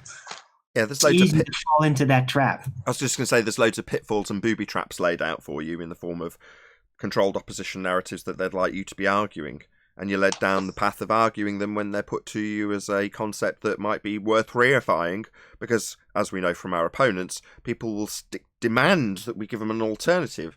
Now, for some people, being offered that alternative at the opening gate, it's like, oh, wow, that's brilliant, I'll argue about that all day, and then find that it only leads them down a path of sorrow when they don't appreciate how they're just buying into a false dichotomy argument that people can then have with them and win with a model that isn't somewhere we're standing on versus a model you're not standing on that you've decided to reify exactly as Arwin's described. Yes, exactly. And then they get stuck because when you start to reify a model, you lose the room and the oversight to keep on developing what you might find out, because you have now a model to hold on to that you want to find the evidence to make it true. See? And that draws away from the out and the open where you can really discover new things, because it catches your eye all the time. Well, thank God I could give a shit about a model. Exactly. Can I ask John's statement? Hold on, just 1 sec, 10th. He's not talking about us, and I know what Arwin's doing, and he's not talking about us, is he? You're not talking about us, are you, Arwin? But you're being very diplomatic in the way you're phrasing it. No, I'm actually kind of proud about this group because we really try to avoid these pitfalls specifically. So I'm talking to colleagues, like we are doing our best to avoid this, right? And everybody is being subjected to the same errors, and a lot of people are stumbling and falling and holding on. And it's tough. It's a conscious process that's really tough to figure out that it's everywhere. You're constantly at risk of doing it if you don't watch out for it. I agree with you, and I think that's why the ballers can't stand when we say, well, we don't have a model, because we don't need a model. But when I first was getting into this, like in 2015, 2016, like there were models all over the place, and flat earthers were presenting models. So it's like they want to go back to when flat earthers were presenting models in order to try to destroy them. So we've gotten to a point where we're like, we don't need that. We're just dealing with our reality. We don't need a model, and they don't like it. That's too bad. Yeah, who is it that was describing Aaron Ra and Nathan Thompson saying, well, if you haven't got a false dichotomy, I'm not going to argue with you. Yeah, all right. Yeah, well, kick rocks. Get out of here. Well, before I make my point, Daddy came on the other day and said, give me your model. Again, Chris? Sorry, I was just going to say, obviously at this point, I absolutely agree about the model premise, but when I to Chocolate's point, when I first started out in 16 or so, when I found Flat Earth, and the Flat Earthers, like, of course you come across Eric Dubé videos and whoever else, Mark Sargent, and they are presenting the models.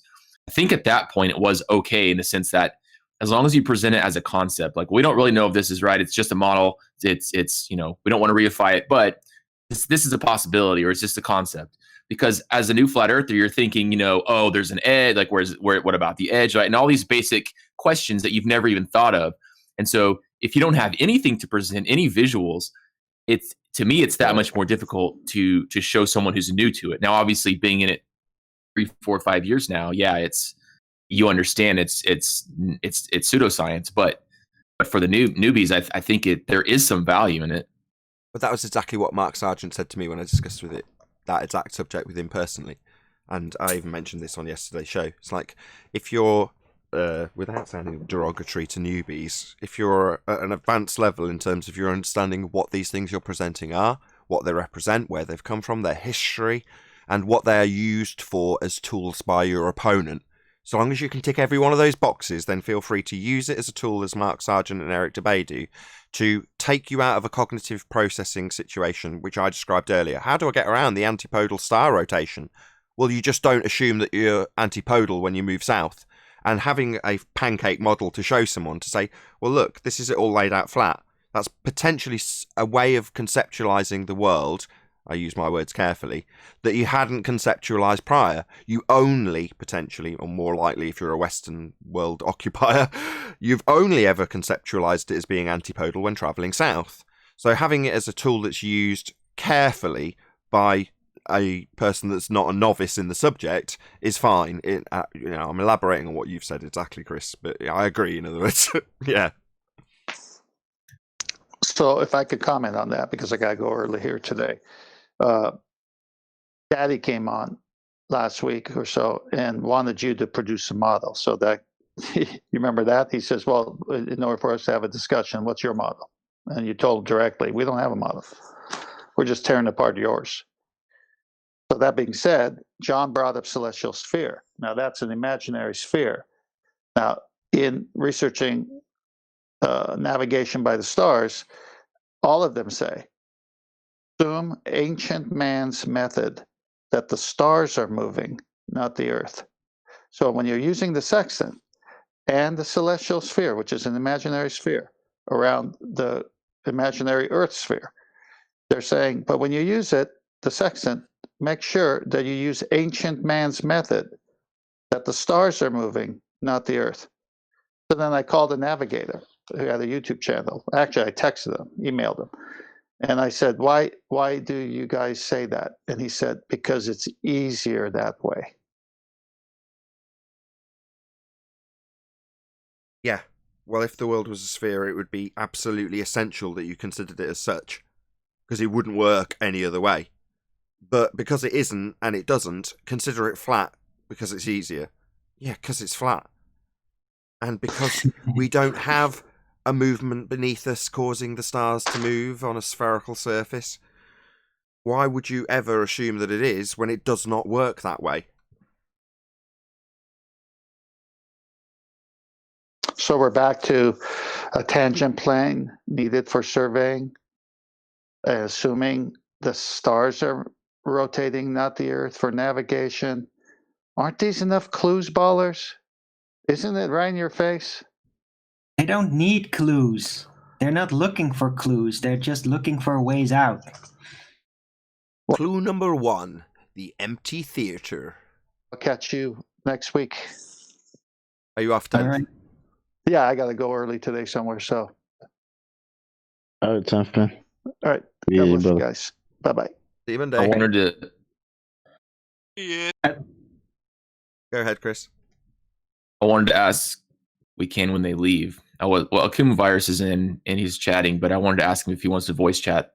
So I asked him. I said, do you agree with Rumpus when he says Earth curve is the cause of the horizon? He said, no, the horizon is because Earth curve, which to me sounds like the same thing. I think that's sarcasm from Virus. I think that's actually Virus pointing out that we're pointing out that Rumpus has done exactly that. You know, we're saying the horizon's not a physical sphere edge. It's saying, no, the horizon's created by the physical sphere edge, and then he's just taken the same concept to put it in irony. Or he's been trained well to utilise that doublethink, I don't know which, I'm not going to divine either.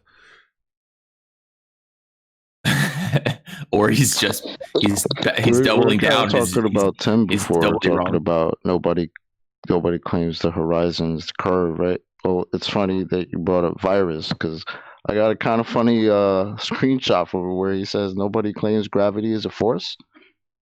Epic. So Yeah, you take that screenshot out of context too. out of context, bro. You were in the chat saying nobody says gravity is a force, Yeah, bro. I was in chat. And How is it out of context? I clearly told everybody. I told old dude, nobody in here in the room had said that at that time. So he was bringing it up for no reason. That's the reason I said that. Oh, I see. Now that seems reasonable, Chocolate. He's saying nobody's bringing up that subject, even though he's paraphrased it in a way that can be very easily spun. So it might be he's just thought about this and has got a really good get out. But by that token, he has actually got a reasonable explanation for him saying, well, nobody's bringing it up. I mean, you could always go back to the video and just look gravity at, isn't a force the, then? YouTube chat. So gravity isn't a force then? You're trying the same spin tactic. Just Gravity ask him the gravity question is not without a it force. being attached to some spin, and we might have a decent conversation without him taking over offence to what you've actually phrased this as, Chocolate. Just ask him the direct question rather than paraphrasing it around his point. Well, I'm asking, is gravity a force? Nope. I mean, well, I don't. Man, to tell you the truth, man, I'm kind of lost on it. I always said gravity was not a force; it's an acceleration. But they do label gravity one of the 4 fundamental forces. So on that part, I'm kind of lost. But I just thought about that. But it can't be a force and not a force at the same time. Called double speak. Well, I'm it's an telling you, I'm just telling you what acceleration- I've always said, that it's not a force, it's an acceleration. But they do have it labeled as a fundamental force. So I don't know. But what causes an acceleration? Hold on, just Isn't Chocolate. that Hold on, force? just Virus and Chocolate. Go ahead, Chocolate. Yeah, you're saying acceleration is gravity now? I've always said gravity is an acceleration. Force is m So times you a, and just gravity was don't always like the the narrative of your own model? Is that what you're saying? a. Force is m times a. Gravity has always been the a. A. What's the M? Acceleration. Mass. What's mass? A collection of stuff. Not a certain amount, not whatever. It's just whatever. It's there taking up space. That's matter. That's not mass. Oh, my bad. I'm tripping. Yeah, well, anyway, same thing. Can't be the same thing. That'd be an equivocation.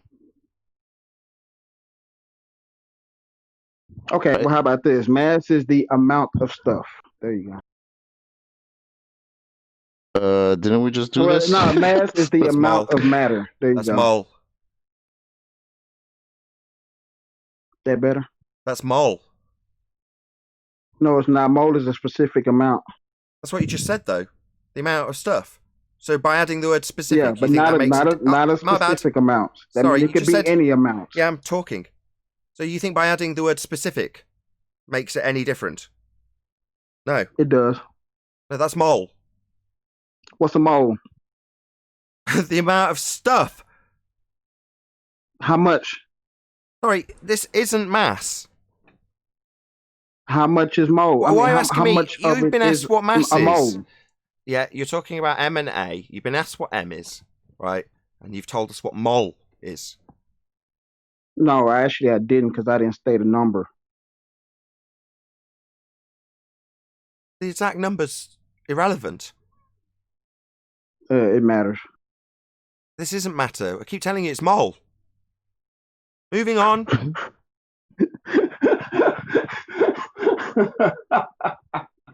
I saw what you did there. I saw exactly what. That's funny. But nah, but for real, a mole is a specific amount. Mass isn't. Okay, what is mass then? amount of matter. What, a specific amount of it? Nope, it's not. Just any It could amount? be any amount. Oh, right. Yeah, any amount. How would you qualify the amount? Kilograms. Kilograms? Or grams, Is that kilograms, specific? micrograms, you know. Shit. That's weight, Either though, one. isn't it? Well, those are Weight. units. But that's weight. That's not weight, that's mass. kg, kilograms. Yeah, it's mass. So you can attribute a kg value to gas, can you? You can weigh that, can you? Well, the SI units for mass is grams, so I don't know what to tell you. I didn't make that up, so. That's not my question. Can you attribute that to gas? Yeah. Oh, really? What about the gas that's flying away from the scale? Same thing. It has Or mass. it's not hitting the scale. Does it not count? It doesn't have to hit the scale to have mass. Well, how do you know how much there is in kilograms then? Well, so you can't qualify this in kilograms then?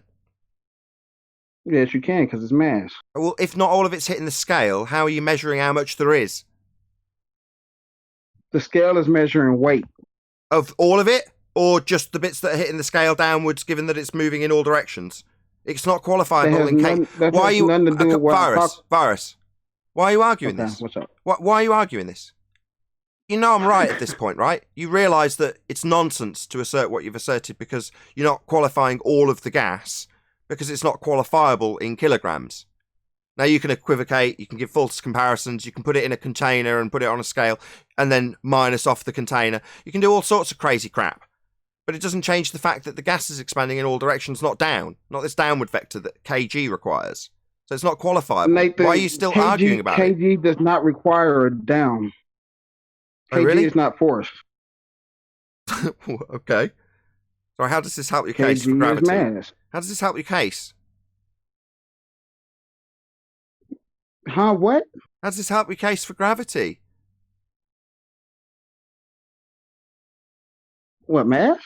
You've got a force that you're attributing to a downward vector by way of weight, kilograms in this example. Now, we've got to the point where I'm saying, no, that doesn't apply to... Can, my bad. Can I ask... My bad. What the fuck? But before you can we just... Before I continue, while I'm in the middle of saying it? I know what I'm saying, but before you spit out another metric or imperial, can we just stick to the SI units? Not metric or Make it imperial. It's not pounds versus kilograms. What are you babbling about? Gas isn't measurable in this way.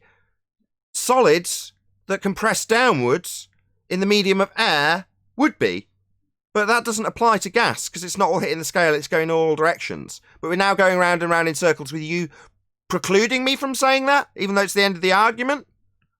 No, I'm just saying, can we just use the SI unit so we don't get confused of what's weight, what's mass, what's force, and all this type of stuff? Sticking to the SI units is just a lot easier. So instead of saying pounds, how about I say newtons? And instead of saying you trying to use kg for weight, just use kg for mass. So newtons assumes gravity, though. Isn't that the thing we're trying to prove here? Newtons is more... Yeah, Newton. Yeah, Newton. Yeah. Like Newton? Yeah, Newton. Yeah, that assumes gravity. So let's not beg the question with your scale that includes gravity in the description.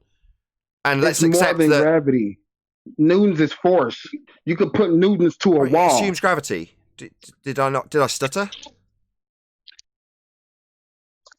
It's a concept, and you can never claim the hypothesis. More than just gravity, that's the thing you're trying to prove. So do you mind not just assuming it in your scale that you're arbitrarily assigning for no reason? Yeah, we haven't got a downward vector for gas. That's where we're at. Oh. I never mentioned the scale. Really? How'd you get kg? All I said was, huh? How'd you get kg then? How'd you get a kg? How'd you get one? Not with a scale. No, not with a scale. You don't sound too sure. Yeah, I'm pretty sure about that. I'm not sure. Really? Why the upward inflection then? I never mentioned the scale. That's why. So I don't understand why you asking me that. You mentioned the scale. How'd you get a kg? My next question.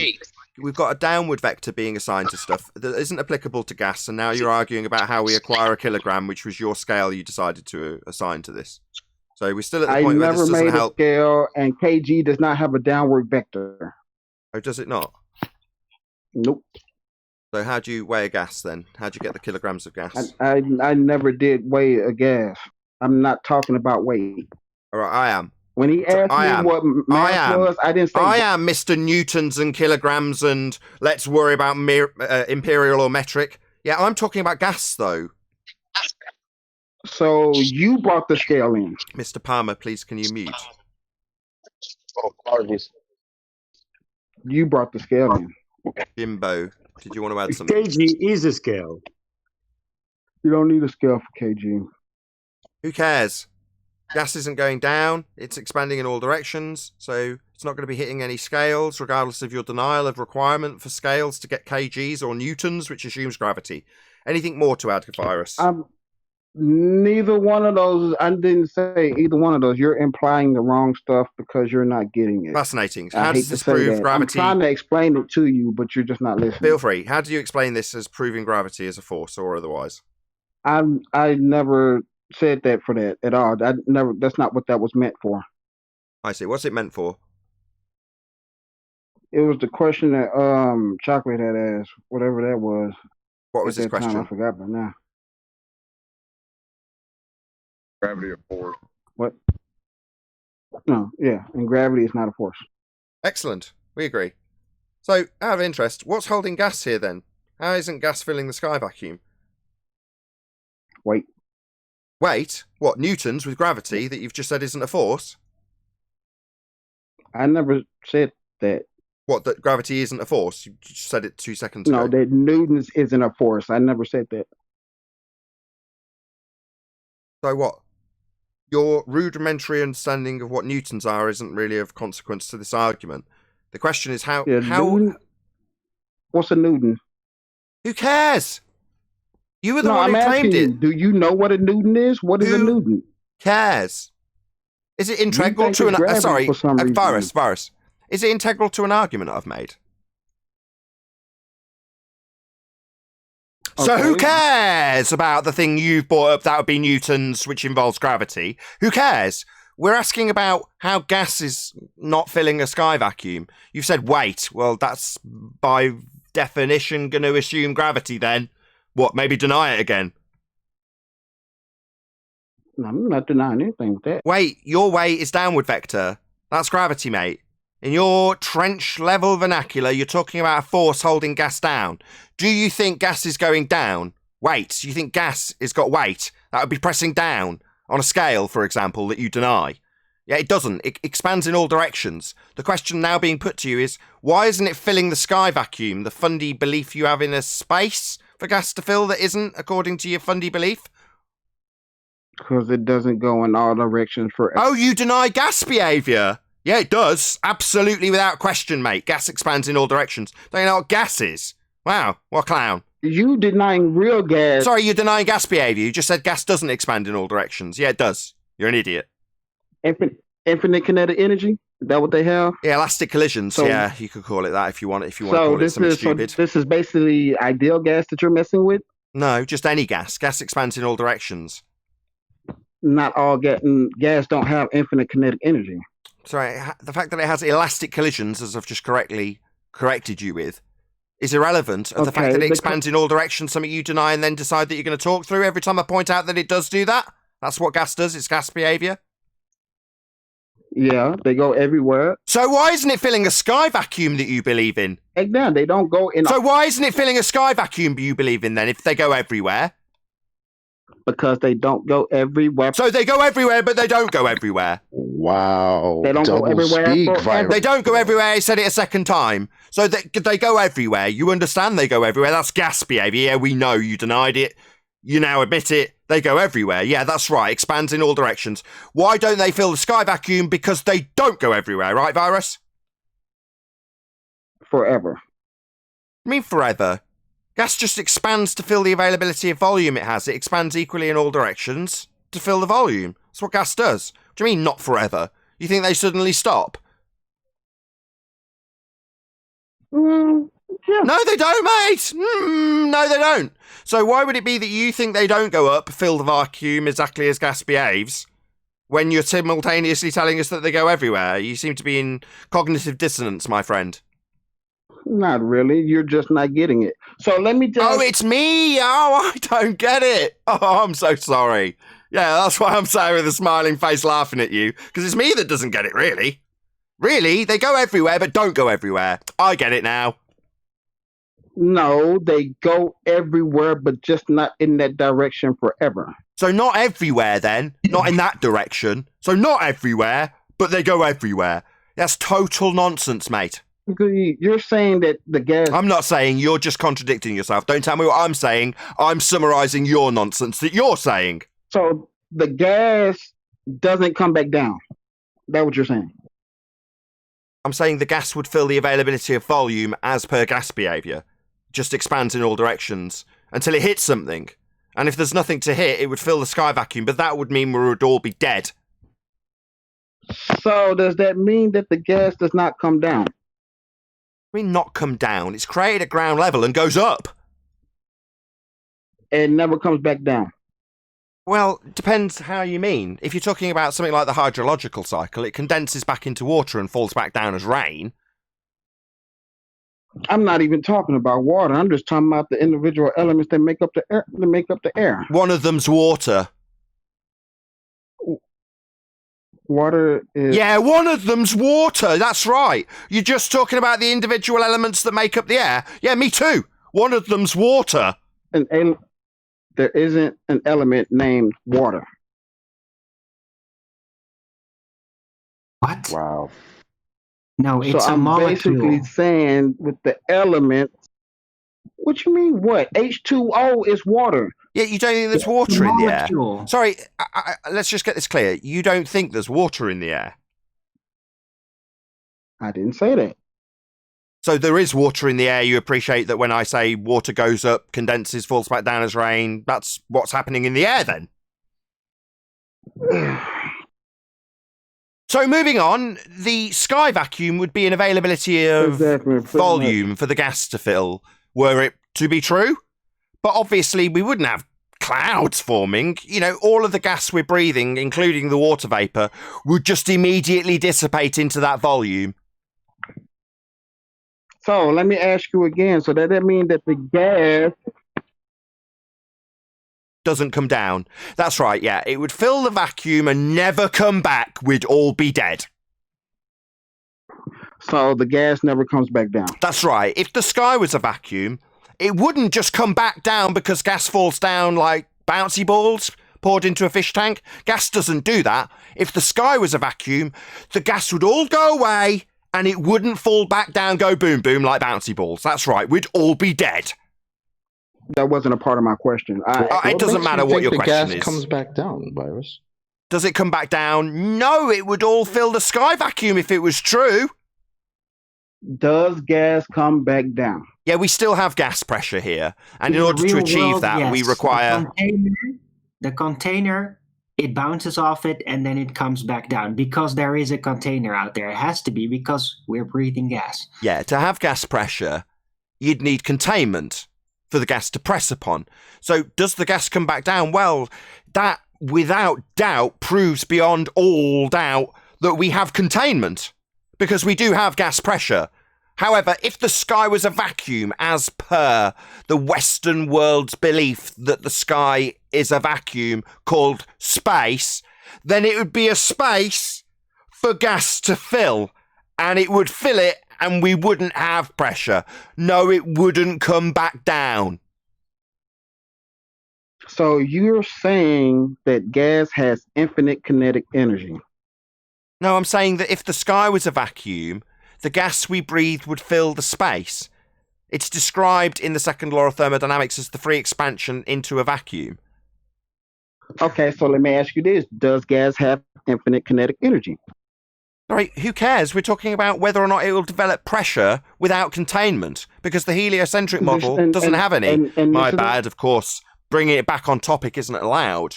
Right, let's focus on your red herring. No, let's focus on the majority of the Western world who believe that the sky is a vacuum called outer space. That simply isn't possible, Virus. Okay, do not put your misplaced herrings on my plate. So what? When you use the red herring and I've pointed it out and brought us back on topic, you're going to tell me not to use the red herring. The discussion on the topic on the table is whether or not we can have space. This place they claim they've got photos of Earth as a sphere from. A sky vacuum.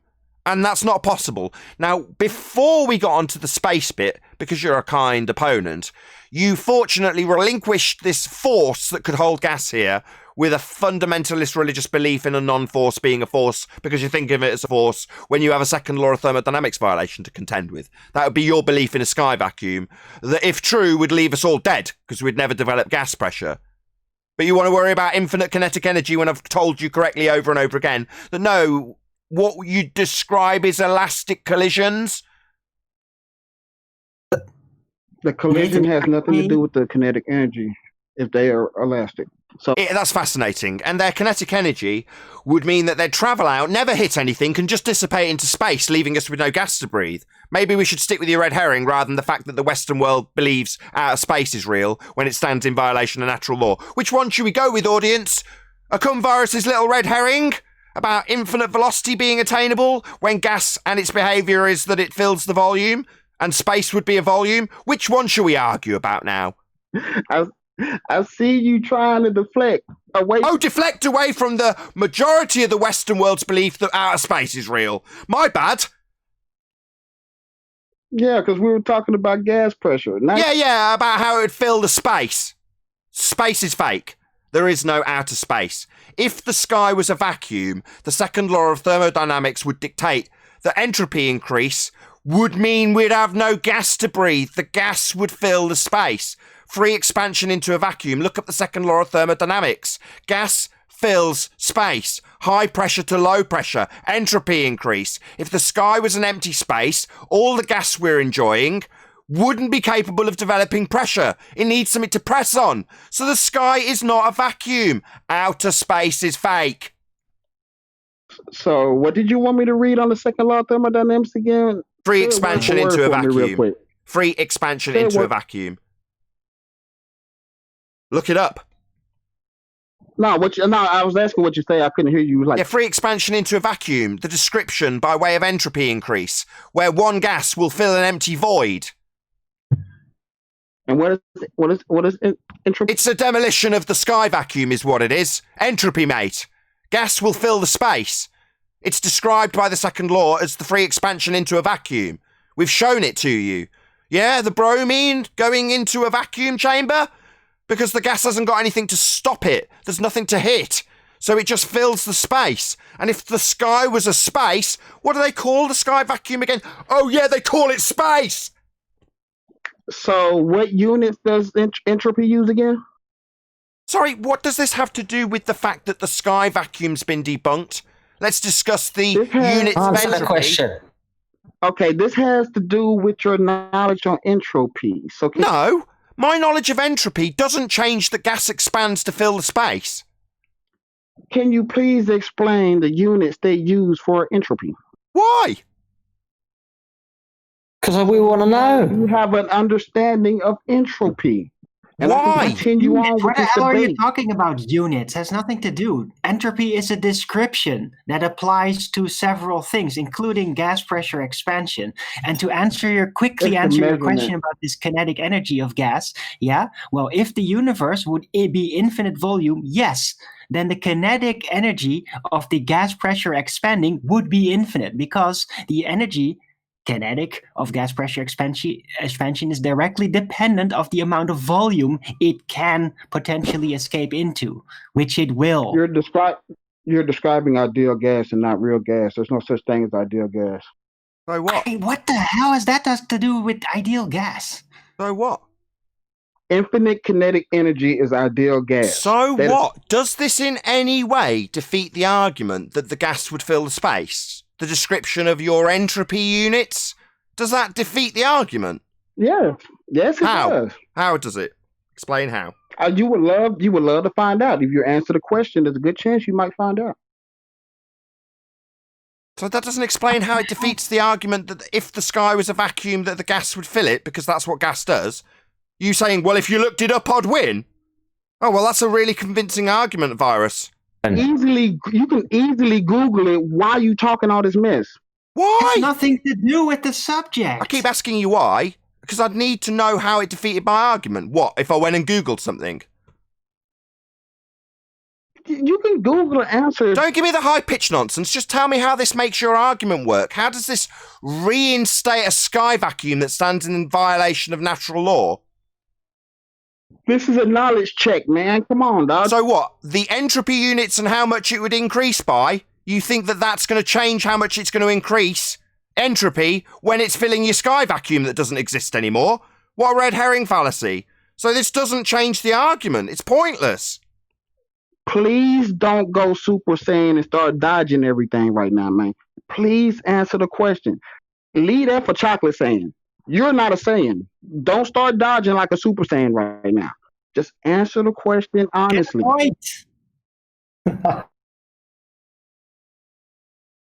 Answer the question. What units does entropy use?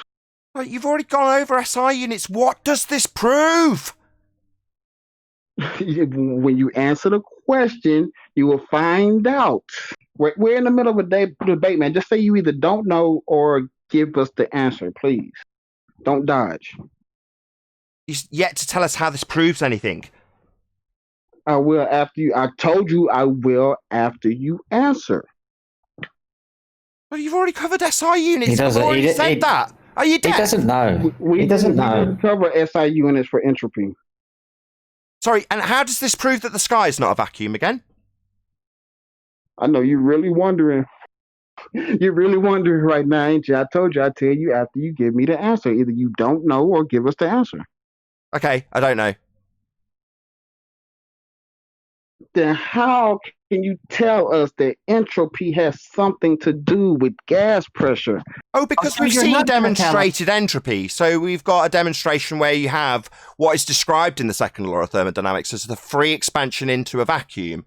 And that's been demonstrated to you by way of bromine filling a vacuum. So that's how. Does this in any way defeat that argument? Yeah, hold on. Oh, really? So my understanding of the unit of measurement of that entropy increase into a vacuum will stop entropy increase when gas expands into a vacuum, will it? Me not knowing the unit of measure? Well, I'm just, saying. No, what it is it's an ad hominem attack. So what you've done is you've said you don't know the measurement units when describing free expansion into a vacuum, which debunks the sky vacuum. Therefore, because you don't know the units which debunk the sky vacuum when entropy increases as gas expands into the space, that somehow wins you an argument. You said you'd detail how it would win you the argument. Go. Yeah, I was about to until you cut me off. Are you ready? Are you done? Cool. All right, listen. So the whole bromine experiment that they did was not about volume being filled. It was more about the work and the heat energy that goes into the system while that is happening. That's the reason he specifically said that's why there is no work being done for it to fill up that bromine, that little container, since there was a hypothetical isolated system. You don't even understand the bromine concept that the dude put out there. You just took it as a gas law when thermodynamics is about energy and work. So if you, I think we could say Nathan lost this debate. Yeah, so if you knew the units for entropy, you would know that has nothing to do with that. You can easily look at the SI units to tell what something is used for. Are you just going to gaslight us constantly with this? So the units of entropy increase when describing the free expansion of gas into a vacuum. Does bad, of course. Okay, go ahead. You don't need to give me permission, my friend. So when describing the units of entropy and the free use that in G+. Chocolate, you're causing a right racket. When describing the units of entropy increase, when describing free expansion into a vacuum as demonstrated by bromine, are you saying that the units describing that process in any way change that gas fills space? And when you say entropy increases, what part of the units increase? Like the description of the qualification of that increase, does that mean the increase doesn't happen, i.e. gas won't fill space? Because my argument is if the sky was a vacuum, the gas would fill space as demonstrated by gas filling space. Does this change it? No, I'm sorry. I just doubt you know what you're talking about. And I'm trying to see if you know what you're talking about. Oh, right. Yeah, you can demonstrate free expansion into a vacuum. We've shown you with bromine. Yeah. Yeah, so I do seem to know what I'm talking about then. So gas does fill space then. So in terms of my argument and whether or not gas would fill space, it does. Space. It has nothing to do with the gas filling the space. Oh, so when the bromine filled the space, it's nothing to do with gas filling space? Not the gas filling the space. Not the gas filling the space having anything to do with gas filling space, something else? No. No, that's right. So bromine filling space as a demonstration of free expansion into a vacuum is a perfectly sufficient debunking of the sky vacuum then, because gas would fill it. Maybe if I knew the units, my argument would make more sense? It would make a whole lot more sense because... What, qualifying how much the gas would fuck off into space? You really would? Yeah, chuckle for me, Fundy. Yeah, so gas fills space. Man, can somebody look up the unit? Yeah, chuckle for me. Your argument was useless. Your red herring fallacy didn't work. So gas still fills space then, but what, I don't know the units that are used when writing it down? How much it would fill the space if the sky was a vacuum? Well, space is still fake, mate. That doesn't defeat my argument. No, No, it doesn't. Nah. It was a red herring all along, like I said. Okay, you cut me off. That's fine. Yeah, I will. Suck my balls with your red herring fallacy that didn't work about whether or not I know the units of entropy increase when we're describing free expansion in vacuums, which is demonstrated by way of a bromine gas filling a space. Easy to demonstrate, easy to understand, easy to repeat. It's a law of nature. High pressure to low pressure, gas filling space. Described as entropy increase. Oh, what's that? I don't know the units. Oh, that's fascinating. Does that change that gas fills space? Nope. That was a red herring, mate. What kind of entropy increases? What kind of entropy fills the space if the sky was a vacuum? What part? Yeah, chuckle it up, Fundy. The sky's still debunked as a vacuum, mate. Oh, are you getting a little afraid of the question? What question? About the units that qualify how fucked your vacuum is? Well, so why don't you tell me about it? What, the units that qualify how screwed the sky vacuum is? Because that'll stop it being screwed, right? Tell me about it. Yeah, what? How screwed it is by way of a number assigned to it arbitrarily? Yeah, gas still fills space though, doesn't it? I'm not even asking for... You're stuttering away though, aren't you? While your red herring fails? So gas still fills space. Qualifying it with a number's irrelevant. It's only going to fail the people listening because you keep cutting me off. So, you would like to tell us what part of entropy increases? Which part of the unit? He doesn't know. It's up by now. It's proportional to time, man. Time isn't even part of the units, bro.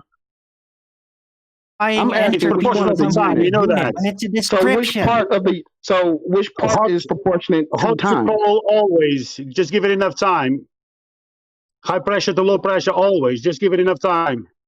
That's not entropy, bro. Well, I think that you need a bit of schooling on entropy. If you knew the units, that it would tell you what it is used for, man. And it's not high pressure to low pressure. Oh, is it not? Sorry. So low pressure goes to high pressure, does it? Oh, that's not what it's about, man. So is it low pressure to high pressure? You just said it isn't high pressure to low pressure. That would be an entropy increase, but you're saying it's not that. Okay, so when does entropy... So why ask me a question? Are you scared of the question?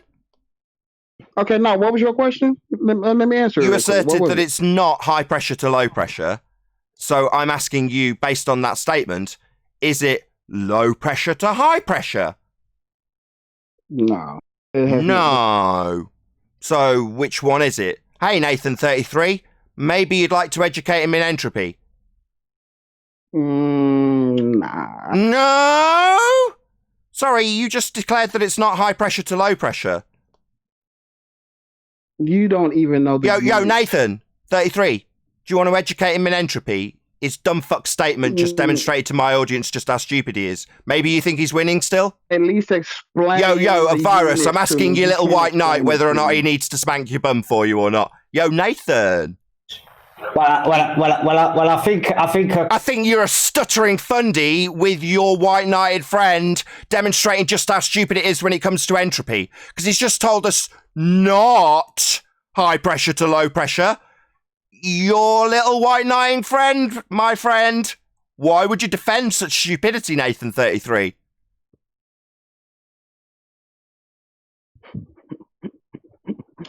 If you didn't mute me, you'd have heard I just said for him to answer the question. Sorry, he did. Sorry, he just told us. Virus, I'm going to mute you if you don't let your white knight answer. He just told us not high pressure to low pressure, Nathan33. Do you want to correct him, or shall I? Oh, I'll let you do it. Yeah, I will, because I know what I'm talking about here, Nathan33. Do you not want to correct him? Do you seem to be asserting that I was losing somehow earlier on? Maybe you can correct him. Where did he go wrong, Nathan33? Let's test your knowledge of this subject. Where did he go wrong? Well, it's not really about my knowledge of the subject. Yeah, it absolutely is. I'm making it about your knowledge, you dumb fuck. You stutter for me while I make it about how much you understand where he went wrong.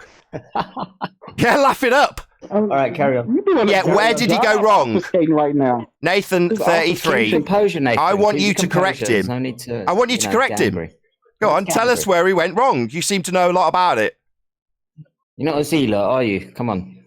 I'm asking where he went wrong. His declaration was it's not high pressure to low pressure. Do you understand how that's wrong? Is it wrong? Yeah. It is wrong. How is it wrong? Well, you tell me. No, I'm asking you dumb fuck. Yeah, laugh it up. You seem to be interjecting quite a lot earlier until I put you on the spot and then you demonstrate to my audience just how stupid you are. I was You'd like to stutter for me while I teabag you? Yeah, well, that's happening, mate, right now.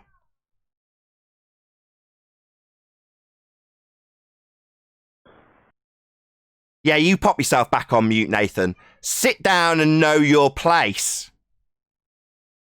Good dog.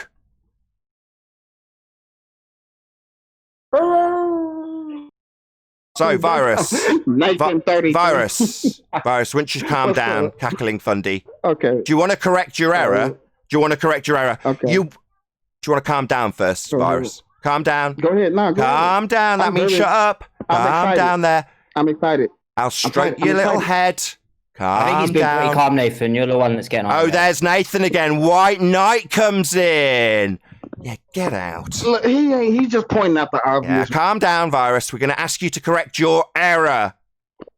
It's learning time. Yeah. Nathan couldn't correct your error. That Nathan33 dick. Now we're going to see if you can correct your error. No, we're going to see him. No! Well, you wanted to have me over a barrel for the qualification of a unit of entropy when describing how fucked your vacuum is, but yet you don't want to correct your error about not high pressure to low pressure. Why wouldn't you want to correct that? Do you want to remain dumb to my audience? Like that Nathan guy? Maybe I don't I'm sorry. Maybe I don't understand the error. Yeah. And that's it in a nutshell, as demonstrated by that Nathan guy. Yeah, you don't understand your error. You haven't got the vaguest clue what you're talking about. But yet someone's come along and asked you to ask me what the units of entropy are. And you take that as a win. But yet you don't know what you're talking about. Maybe you don't understand. Well, why would you feel that you've got to win then, Virus? I didn't even finish my point, so I didn't take... No, you don't even understand what you're talking about. Yeah, actually, Yeah, you don't. You've just declared that. Maybe I don't understand. Yeah, I'll tell you don't. You definitely don't. Correct me where I was wrong. What? Educate me, Nathan, the guy I just thought I had over a barrel with a red herring fallacy. Now you want me to educate you? Suck my nuts! That's what you can do, you pathetic fundy, with your white knights around you. You haven't got the vaguest clue what you're talking about, yet you want me to now educate you. Go and educate yourself, you dumbo. Don't come here trying to correct flat earthers, get them on little gotchas that you've been handed by someone more educated, and then tell me to educate you when you declare you don't understand. We know you don't understand. At you moment, that's fine with me. But yeah, fine. Your own ignorance is fine while you come here to challenge us. Yeah, that's how pathetic you arrogant wankers are. So instead, you're just going to be a dick about it. What about your ignorance? You're here to challenge me? Hello, you thought you had me over a barrel? I can ask them back. Hey, we just having a break. We're just having a conversation. What, about how thick you are? Yeah, we know. You're demonstrating your ignorance while people even more stupid around you cheer for you. Until they're put on the spot and asked how wrong you are when you say, no, not high pressure to low pressure. Like the stupid idiot that you are. The most basic principle of virus's understanding of entropy laid bare for my audience, but you're here to get me on a gotcha? Who the hell do you think you people are? You're all thick. I literally told you it wasn't a got you. I literally told you that. I don't know if you were listening or not, but I literally told you that. Oh, is that your way of apologising for the last 10 minutes? No. Why would I apologize for something that I already said? You're not making sense, Nathan. I'm not making sense. No, you're not. Why am I going to apologize when that was something that I already said a while ago? Okay. Do you want to correct yourself I even now? got to you saying You could have Googled it by now. wasn't. Just correct yourself. You could have Googled it by now. I don't know what Sound part, familiar, so- dickhead? You could have Googled it by now. Obviously, he doesn't understand. That's how stupid he is, right, Nathan, that guy? Who's I now think bugging off? Nathan is getting destroyed. At least I gave him something to look up, which was the units of entropy. Oh, right. He's Well, do you want to giving- look up those units of entropy and then tell us how wrong you are about not high pressure to low pressure? Just Google it. Okay. You said Google what?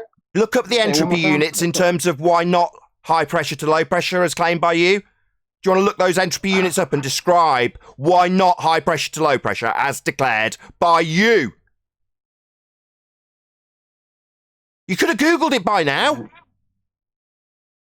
Have you not Googled it? I'm about to. I just got my other phone up. All right, I've got you. I'm about to. Probably should have used the other. That seems to be taking quite a long time. Why are you here challenging us on this stuff? Because my name was mentioned. You know how it is when my name's mentioned. I'm gonna say something. Yeah, you said I'ma gravity give is you not a a force. show. And then when we got to the I'ma point that give that was you the a only show. trench level overcome for the sky being a vacuum, you challenged me on my understanding of the units of qualification for entropy increase, in no way overcoming my argument. You said you didn't know it. I mean, I could tell you what it is if you want to know. Oh, will it stop the sky vacuum being real? Yeah. Oh, well, then why would you want to give us an argument that goes with us, rather than going with the idea that you're on a ball with a sky vacuum? It's not gonna make space disappear. Oh, really? Entropy increase. So when you describe the units of entropy increase and how free expansion into a vacuum occurs, you don't think that'll debunk the sky vacuum? Why not? No. Why not? Tell us how not. That would be to debunk my argument. Do you want to know what the units are? Do I want to know what the units, or would I prefer if you described how entropy increase into a vacuum is going to be overcome when you go and look up those units and qualify entropy increase? Free expansion into a vacuum debunking the sky vacuum. Does it debunk the sky vacuum? Well, answer, no. It's a red herring fallacy that he still wants to cling on to because he's too dumb to realise, even though it's being pointed out. Yeah, chuckle for me, you fundy cackling moron. Yeah, so your red herring fallacy's been overcome. Your description of the entropy increase by way of a qualifiable number or unit doesn't change the gas-filled space.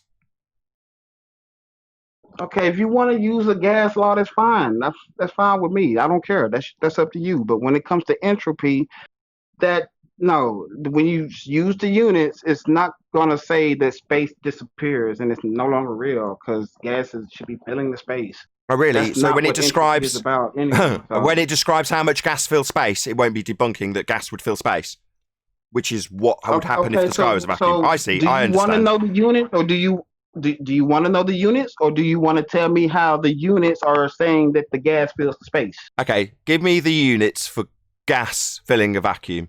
That would be described in the second law as the free expansion of gas into a vacuum. Give me the units for it. If you want the units for gas filling the space, that would be a little different because that has something to do with volume, and entropy doesn't really have anything to do with volume. Just talking nonsense. He hasn't got a clue what he's talking about. How do you not know what I'm talking about? You said fill the space. That's volume. Yeah. So what do you mean you don't know what I'm talking about? Well, gas filling space a volume. Container. Sorry, gas filling space a volume. You understand that principle then? Yeah, I just said that. Right, so space is a volume. Yeah. Yeah, so space would be a volume that gas would fill then? If it had the capabilities of doing so. Yeah, that's what gas does. It fills volume. The description and qualifier for it is being described as entropy in this example, and you're telling us about how gas fills volume? That's right, gas fills volume. It's a chuckle for us. You think you're doing well? You're not. Yeah, we're still pointing out that the space vacuum sky is fake. So where in entropy do they talk about volume? How do you have a volume what without of a the units is container? Volume? Yeah, so the sky vacuum is Earth with gas pressure without containment. Do you want to ask your question again, Chocolate? Why do y'all keep giving gas infinite kinetic energy? This is not ideal gas. Y'all keep trying to make real gas ideal gas for some reason. Right, you're using Rumpus's argument then. Has Rumpus been talking to you by chance? So do you believe that gas will eventually reach a state where it doesn't have entropy increase? That would be absolute zero. Ideal gas is not giving it an infinite energy. Ideal gas is just assuming they bump into each other with perfect inelastic. Ideal gas is also no mass, and it's also infinite kinetic energy. It's also the inelastic. No, it's not infinite kinetic energy, Converse. That's wrong. Is that wrong for real? I could be wrong about that. It's been a while. Let me check. I could actually be wrong. And which container is keeping all of this energy in? Yeah, how can we have the gas pressure at all without a container? It doesn't need a container. We're talking about thermodynamics. It's a surround. It's a. But you said volume. It's surrounding. Virus. How do you have a volume without a container? You don't need a what? It's not an enclosed volume. It's just volume. So you can have a container, and within that container, you can have volume. Oh, container then. So we definitely need a container for this then. But the heliocentric world's got a sky vacuum and no container, Virus. Oh. What? When does volume need walls? I see you suggesting gas particles that are moving up somehow slow down, stop, and turn around and head back down towards the ground without any interference. Hey, have you ever threw a tennis ball up in the air as hard as you could? Also, gas is like a solid. Not gas. No. Hold on. Atoms So then that would be wrong then, right? What are you talking Tennis about? ball is not gas. He asked you about gas. Yeah, okay. So I use a tennis ball to represent one atom. So what? No, it doesn't though, because gases aren't bonded. They're like unbonded. They expand in all directions. Sorry, are you bringing this tennis ball in the canister? No. Well, I guess you can count my pocket as a canister. I guess. Why don't you try to answer Ram's question? Or I could just carry it in my hand, but maybe he should ask you that again. Go ahead, Rams.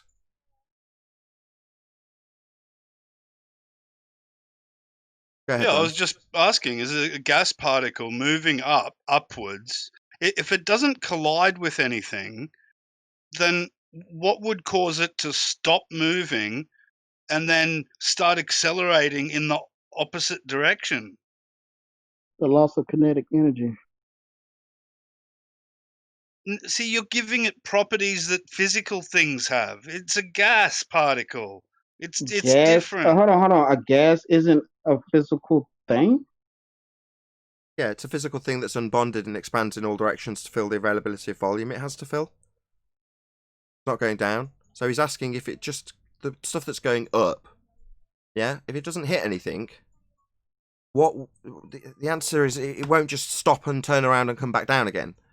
Now, your description of how a bouncy ball or a tennis ball behaves in a gas, that would be the air we're breathing, isn't the same as the unbonded. The energy dissipates, Nathan. That the tennis ball's moving through. So this dude, that's the same dude. Yeah, the white knight that's thick as all shit. So it's not the same behaviour. How a tennis ball behaves in the gas, well, the gas it's moving through, air, has expanded in all directions. You know, it makes its way from the ground all the way up to places like Everest, really high up. But that's not the same as the ball that you drop off the top of Everest. You know, it's going to drop through the air that's managed to make its way up there. Now you're being asked, the gas that's made its way up, if it doesn't hit anything, it's just going to carry on into space. Now that particular description is in the second law of thermodynamics. It's the free expansion into a vacuum thing we discussed. So an ideal gas is one that follows the gas laws at all conditions of temperature and pressure. To do so, a gas would need to completely abide by the kinetic molecular theory. The gas particles would need to occupy zero volume, and they would need to exhibit no attractive forces whatsoever towards each other. Since neither of those conditions can be true, there is no such thing as ideal gas. A real gas is a gas that does not behave according to the assumptions of the kinetic molecular theory. Okay. And does it describe gas going down, go boom, boom, or reversing its trajectory if it doesn't hit anything? Does it in any way debunk what we've just stated, given that we already declared that there is no ideal gas? It's merely a way of describing things under ideal circumstances. But that doesn't change gas behaviour. Does this describe gas going down like tennis balls? Doesn't seem to be. Let's dig a little deeper. Yeah. When you get to the point that it doesn't describe it as going down, go boom, boom, like bouncy balls poured through a gas, then what will you concede? That gas expands to fill the availability of volume? It's the V? Okay. Oh, well, I ain't even got to dig a little bit deeper. Okay, maybe. Hold on. We'll cross that bridge. A decrease in the empty space means that the assumption that the volume of particles themselves is negligible. Oh, fuck, I can't speak. You don't have to pay attention to it. God damn, shit, I can't. Negligible. It's less than about.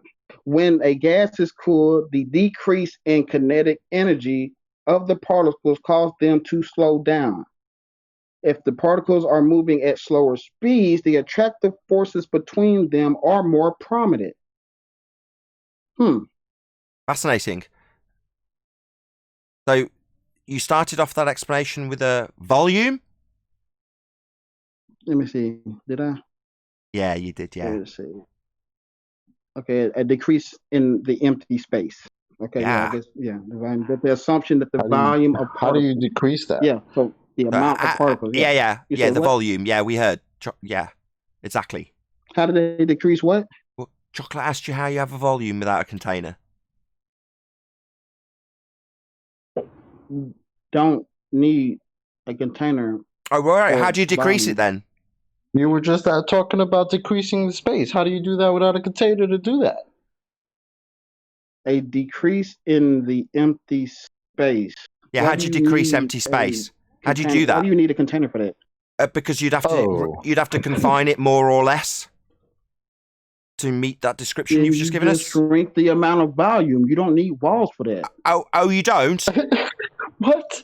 How do you? And the question you were put by Chocolate was, how do you have volume without a container? Can you show us a volume without containment? How do you do that? Yeah, I mean, I really could, but it's just empty. I mean, it's just easier if you just look at a 1 centimeter by 1 centimeter by 1 centimeter cube sitting right in front of you.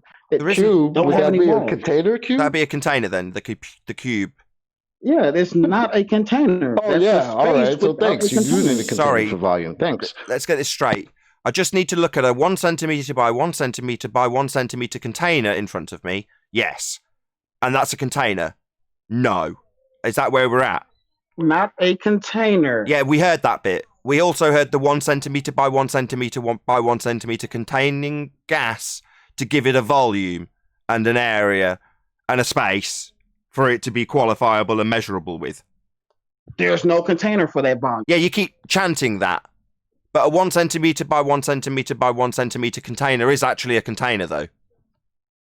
No, because I didn't say container. So Oh, I see. So if I have got a circular pot and I don't call it a pot, it's not really a pot and it's not a container because I definitely didn't call it a container.